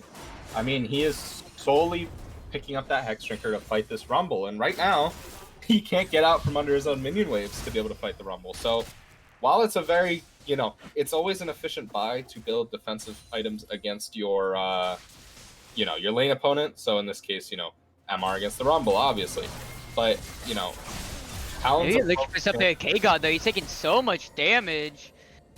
And oh my goodness, Esmond's gonna have to be forced to burn the heal there. They were able to get CC after CC there. And Cannerton gonna be able to dodge right into that one. The R coming out, Blue Expects has to be really careful. Taking a lot of damage there. He's still very low level. You're not gonna... Oh, wait, here comes Luna Effect. You can see Bardo Support does have his flash up. The R gonna come out there. He's gonna be forced to flash there. R can shift forward to see if he can't pick up Turbo there. He does not have his flash up. The come out from Luna Effect. Is it gonna be enough? No, well, Mystic Shot! The heal is gonna be able to keep him just out of the danger zone there, as he's going to be able to use that movement speed to maybe dodge out of that one. But here comes the Talon. Hex Drinker Talon is on his way though. The Duck Binding is not going to be able to land. Life Binding is there, but Graham, you have no damage. Here comes the E from Lux there. Graham is going to be the next target, but he's going to be able to die to the Ignite. And Kubo, you have no flash just yet. He's going to be able to burn down. Here comes Daily Pitch and Moonfall. Is going to be here. That's going to be triple Moonfall. Equalizer is going to come out here, but Demon Reach is going to take so much damage. The Pain of Shackle's not going to be able to find what it needs, and he's not going to be able to have another Lunar Rush. The Clutch and Strike isn't there either. Maybe he's going to be able to walk out of that one,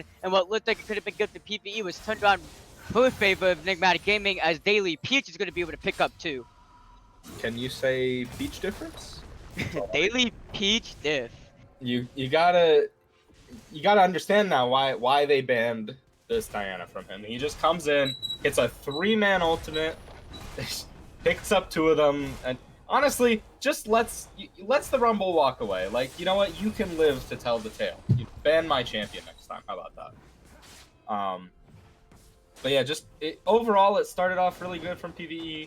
Lunar Effect's able to pick up a kill onto both the Lux and the Caitlyn. No, Caitlyn got out with like a sliver of HP, I believe. Or wait, no, she ended up surviving. No, dying to the Rumble. Sorry, my bad. Yeah, that's right. She re-engaged, and then the Rumble ended up roaming down there. The Equalizer was enough, plus the burn damage. So Rumble definitely did not gonna be too mad about that for himself. He definitely did not fall there. So he's not gonna bleed as much time onto the map as some of these other members of his team that did end up falling here. So he's still gonna be feeling pretty good about that. Graham does pick up a kill and assist, but he does end up falling himself. But he does have to stray to Duke, so he can definitely be very potent on these roams. So PVE gonna have to be really careful. Yeah, and I mentioned this in the draft. I really wanted to see Seekers come out for Rumble. He heard my cry. So we are gonna see Seekers. Rumble honestly can 1v1 Talon at this point. I mean, yeah, there's not much Graham can do. Like, Hex Drinker is strong, but in my opinion, it's a lot harder to soften the blow of AP damage than AD damage. Especially when the AP damage is a flamethrower that is doing damage like constantly every millisecond. And it's actually going to be Lunar Effect picking up the first dragon in the game. That is going to be Cloud Drake, which Vapus is definitely going to be really happy about that one, as the reduced cooldown on his Equalizer is going to make him feel really good on it. Yeah, and Lunar Effect's also going to be pretty happy. Obviously, getting those bonus resistances on Shyvana is always a good thing with the dragon kills. I mean, overall, pretty decent pickup right there. The trade I really want to see how Peach uses this. Oh, he's just gonna use it. Okay. It's going to be 3 Ignimac Gaming onto the top side here, but looks like Vapus is on his way. Canton is going over. Vapus is on his way. The Equalizer is there. A lot of damage coming out. Graham is going to be the target, but he's not going to be able to find it. The Moonfall is going to be used from Daily Peach. He does not have that up. Lunar Effect is actually here, though. The True Shot Barrage heading to the top side is going to be able to pick up some of his minions. The Dragon Rage is going to be used there. He's going to be able to get both of them. A lot of damage coming out there. Blessed Spice does not have his ultimate. He's ended up going to fall there, but here comes him. He's going to try to pick up Lunar Effect, and he's going to be able to do just that. Vape is last one left alive. He's going to pick up an Ignite from Graham there. So, you know, a little bit of a small victory being able to take that summoner ability away, but it is still going to be a kill going over to the town. He is now up 3-1, but Vapus is also have 2-0, so he's definitely not going to be feeling too bad about that one, but the town is now going to be starting to scale. He's going to be able to do what he wants around this map, especially when he comes back with the Clawfield's hammer, and he's going to be able to absolutely just rub to any lane he wants and just pretty much one-shot. Yeah, I mean, this is starting to, you know, snowball a bit out of hand here for PVE. Obviously, it's still early, they can come back, but it's just, it's not looking good, you know. Like you said, Talon's already got 3 kills. He's almost finished his first lethality item after, you know, being stunted and having to buy Hex Drinker first item. I mean, PVE's win condition, once again, is, you know, surrounded on this Drake's, you know, Drake's Soul win condition. You got to get this Dragon Soul later in the game. You got to be stacking these dragons and making trades around the map for them. That's going to be looking for a trade onto Kennington here. There's going to be an ult trade coming out from both of them. Execution is calling. Is on Kennington, so the healing is going to be a little softened during fights, but Bless Express already going to be back to full HP here because of it. But it looks like there's a lot of pings coming down to the bot side. Kennington is waiting, and he is ready to possibly TP here if he needs to. Lunar Effect is on his way, but he is going to walk over a control wood here in a few seconds. He does have the ultimate ready. Esmond is on his way to looking for a 2v2 here. That always going to come out. Dragon Rage Riders does have the flash. He's going to be used. Force the flash. 2-shot Barrage is going to be used, but not much else is really going to be able to be found. They do find a summoner, but that is all they're able to. K-God is now here. It is now 3 onto the bot side. Here comes Vapus, though the Equalizer is up. His flash coming up in a few seconds. Looks like they are going to go ahead and call that one off there, as they do see that it was warded, and they are going to go ahead and back off here. Yeah, I mean, it was definitely a good idea for PvE. I really like that. Daily Peach and Bless Express were killing the top tower, so Kennington backed off and waited to look for a TP play in the bot lane. Daily Peach is down here. Oh, like He'll be looking for something here. He's going to be using Construct and Lunar Rush to get into range there. He's looking for his flash coming in. Flash in the Moonfall, and that's a lot of damage there. Shackles of Pain is going to be there, but you're going golden in front of a Caitlyn. 1-2 shot, boom, you are dead, but here comes Graham. He's going to be able to almost one-shot Lunar Effect. One more hit before the bleed actually does go off there. That is going to be turret down, and it is going to be Cold-Cutted going over to Daily Peach, as he rightfully deserves it, as he is just absolutely being a monster in this best of 5 series. Yeah, I really just hate to say it, but I honestly think it might just be over for PvE. I mean, Mundo is almost at level 11, which is really good for his ult. He's now laning against the Rumble, which is so good because he actually went very greedy here in Blood Spirit Visage, which is going to do next to nothing into the Jax matchup. But he's going to be able to lane against this Rumble pretty easily. I mean, Diana is 303. Talon's got his Moby Boots, Hex Drinker, and Yomu's. I mean, Caitlyn finished her Infinity Edge and only died, you know, 1 time to that gank that happened in the bot lane. You know, we already know about Bardo support and being able to hit these Lux Bindings. Like, it's just not looking good. On the side of PvE, some bright lights is, you know, Esmond is staying even in CS with the Caitlyn, which is really good. That was not a good matchup for him. But just overall here, there's really just not much PvE can do at this point. Like, they're letting Kennington, you know, soak a bunch of waves in that top lane right now. You've got the Dragon coming up for 5 seconds, so you get Talon looking for a fight again. Yeah, they're just they're trying their best to soften the blow as much as possible. Drake is up, and this is going to be Ocean Drake coming up. And yes, it may only be 1, but you really do not want to give this over to Mundo, but they're not going to have any chances. Kennington is not walking down. Does have the TP, but not even looking to position for a TP plays. He's just trying to get ahead as fast as possible, trying to soak up as much solo XP, trying to get this tower, trying to get as much gold as possible, seeing if he can you know, give a little bit more hope to his team here as he's just able to soak a lot of gold up into that top side there. He's actually going to be able to take down the turret. I just don't think that there's anyone on PVE that can hard carry this game. I don't think the Jax will ever be able to 1v9 like, you see in solo queue. And I mean, they just kind of have a split comp. Like they drafted the core 3 of Shyvana, Ezreal, Morgana, and we were looking for pick and poke. And then they went ahead and drafted 2 like team fight, split push, like kind of don't make much sense. Oh, really good Q is going to come out from the Morgana. Graham's going to be forced to flash over on that one. He is going to try to go for it. Watch out to K-God. K-God is going to have to be forced to flash over there. He's going to be able to walk by under that final spark. Graham, you're going to be running right into Can of 10 there. There goes his action. Good flash over the wall. Shutdown going over the Can of 10. He's now 600 gold richer. And a little over-aggressiveness from Graham is actually going to backfire there. And a really good binding from K-God is actually going to make sure that he and his ADC stay alive. Yeah, that was really nice by K-God. Being able to predict where not even predict, but know where Talon's gonna land when he parkours over the wall. And they're just able to, chase him down in their own jungle. I mean, that was Graham getting a little hypey, thinking he can one-shot anybody on the map.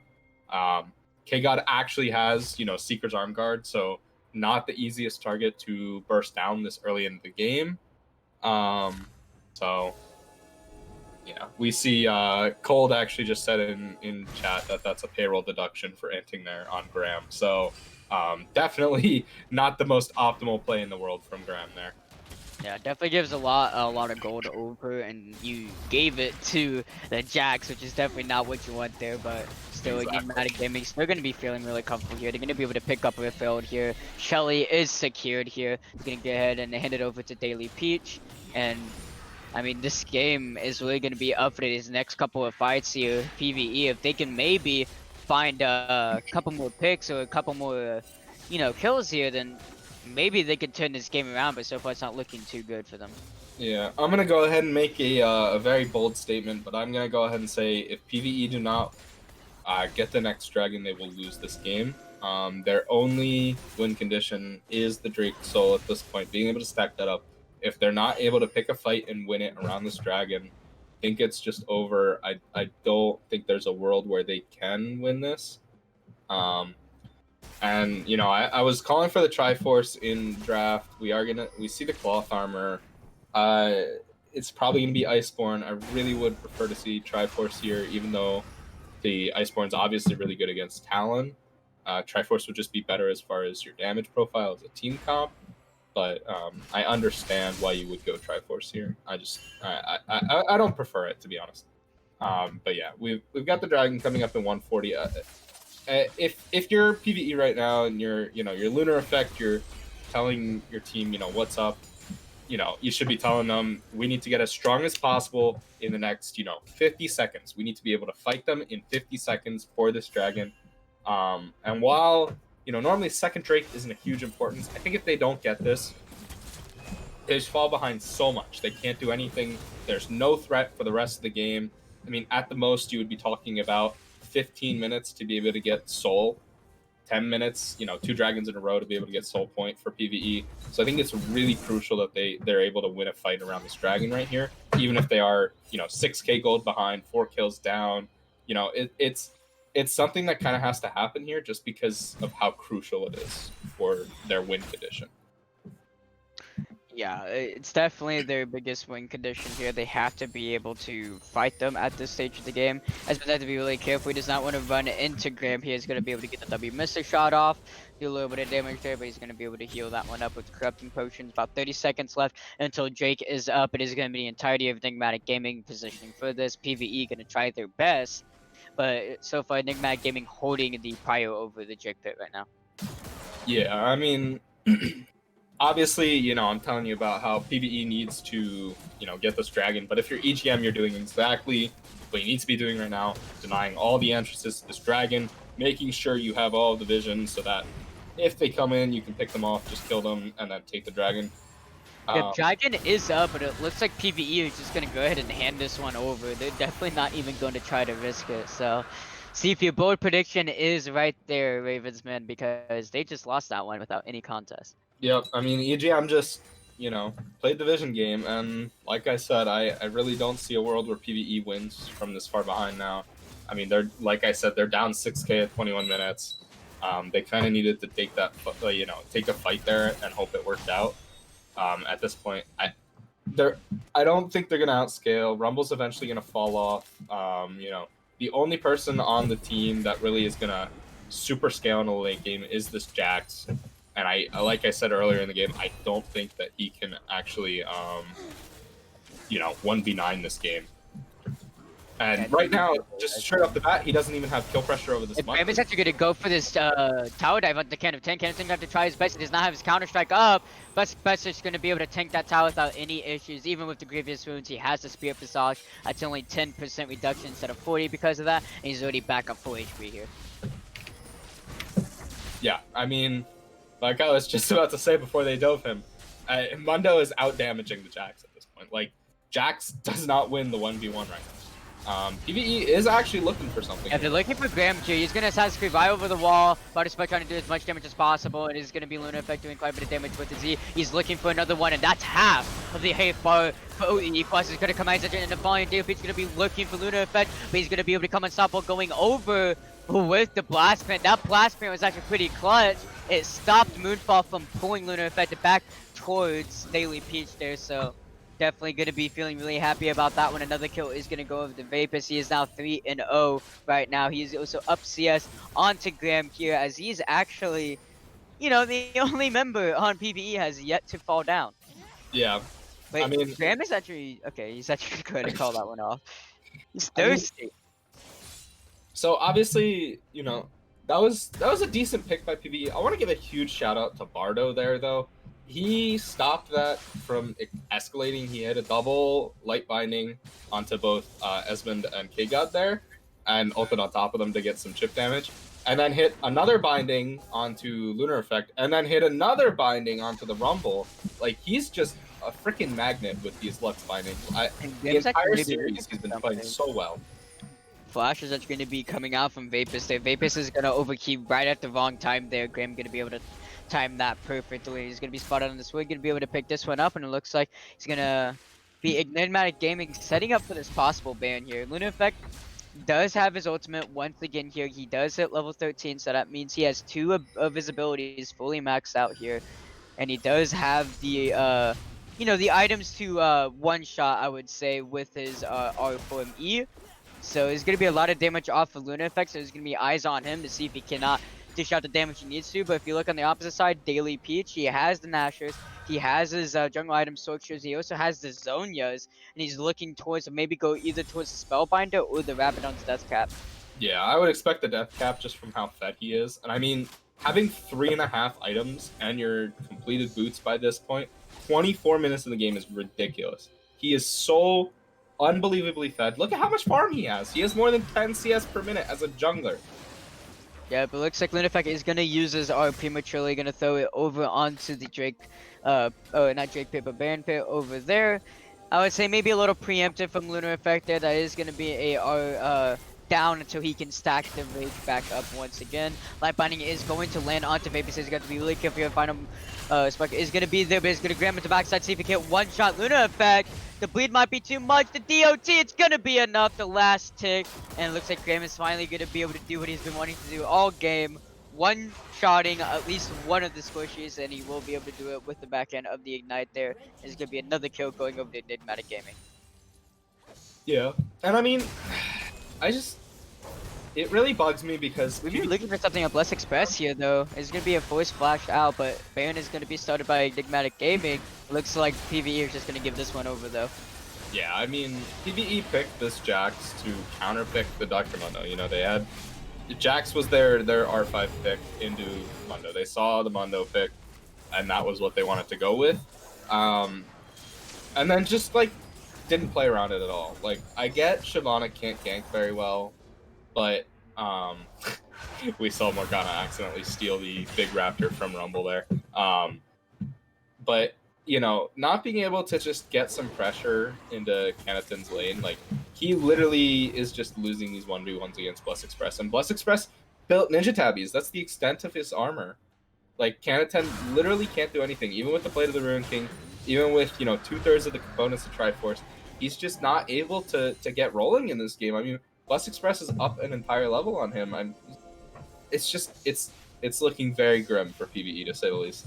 I mean, EGM just got their third dragon. They're at Soul Point. They've got the Baron buff. They're going to be looking to open up as much of this map as they can, and then look for the next Baron, or Soul into Baron. EGM has so many options here, and all they need to do is play slow. Even if Effect is gonna go to press the R there.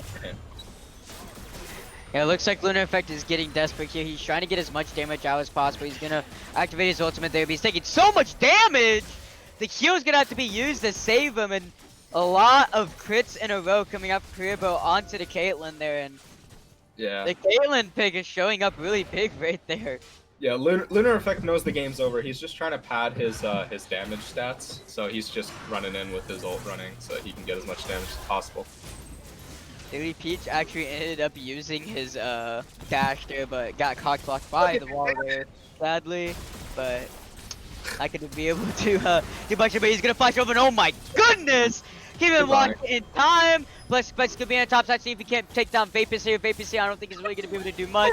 Mundo goes where he pleases, and he's gonna be able to walk over Vapus through the tower, through the stasis. And Daily Peach still has his ultimate up and ready. He has to move forward. He's gonna go ahead and go golden gear with the stopwatch, but he's gonna be stunned coming right out of it. Grim's gonna try to do as much damage as possible. He is actually end up going to fall down though. Cake God gonna pick up the shut on that one, but I don't think it's going to bound her. Daily Peach, maybe link up something else. Flash coming up, can't see if he can't pick up Kuribo. Here comes Lunar Effect. The E is going to be used, but not gonna be able to find the damage. Lunar Effect, he get one more out. He's in the middle of the animation. He's gonna fall down. Esmond's last one left alive. Gonna throw the W, and it's going to be GG coming out. Enigmatic Gaming gonna take the series 3-0 without any issues whatsoever. PVE gonna be knocked down to the losers bracket facing DSG. I don't know if you remember when I said, EGM can just play this slow and, they don't have to do anything. They can just win. Well, EGM was having none of that. They were just like, we're just going to roll all over PVA, show them who's boss, and head straight to the finals. Well, I say finals, I mean finals, not grand finals, which comes after we decide the loser bracket. But anyway, they're going to head to the finals to face the winner of VX versus 999.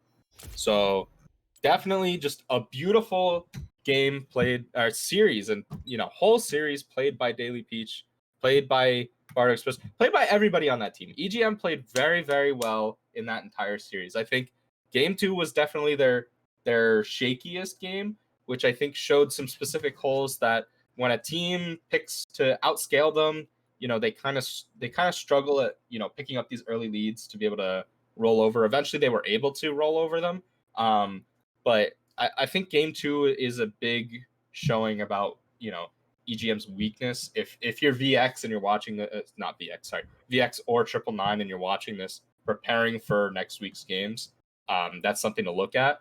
But everything else was just so well played by EGM. They played so clean. They were there.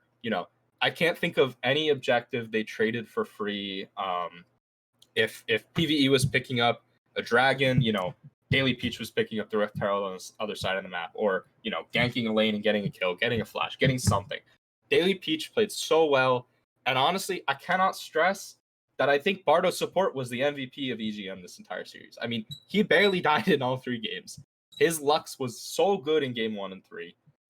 His Morgana was really on point. He was so fast fingered with his Black Shields against Thresh last game, which if you're not super familiar with the matchup, can be kind of difficult to hit that every time. So as well as Daily Peach played, and I think he deserves a ton of praise. Don't get me wrong. I think Bardo Support is the MVP in my eyes for this series for EGM.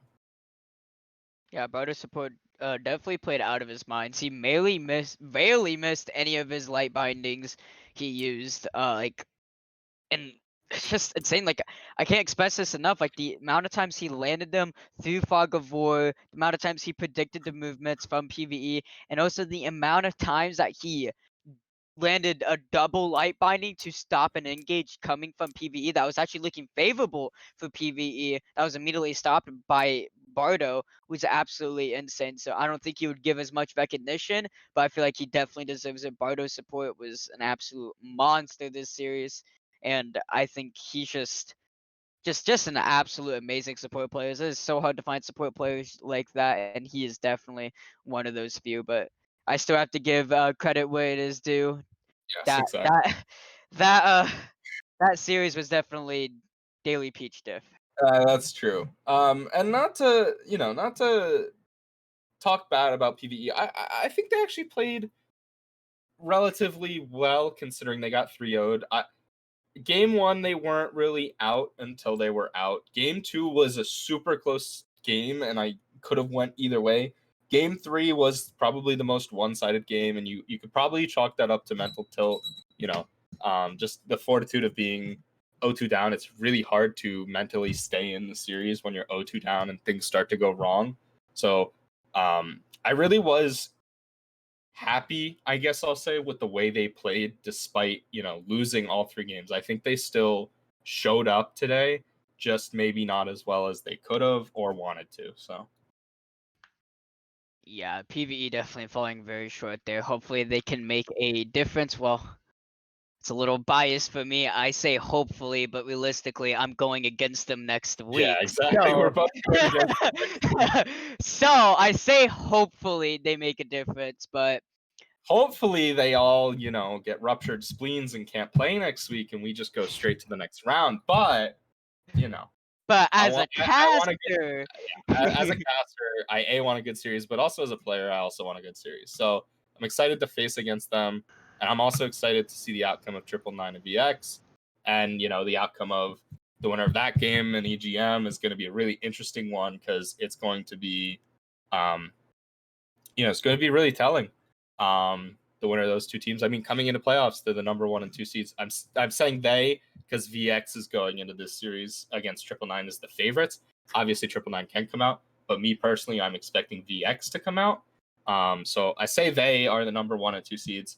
They are the 2 top teams in the playoffs so far. So it's going to be really interesting to see if those 2 are facing off against each other, who is the better team when that happens. But obviously, 999's not out yet. I believe their series just started a little over an hour ago, actually close to 2 hours ago now. So definitely I'm interested to see the match history when those get posted. got it. All right, so that's pretty much all I could say about that game right there. PVE definitely falling short on that one. Enigmatic Gaming definitely the better team, I would say, into this one. They just played so flawlessly. But that's gonna be it for me and Ravens Minnow for tonight here.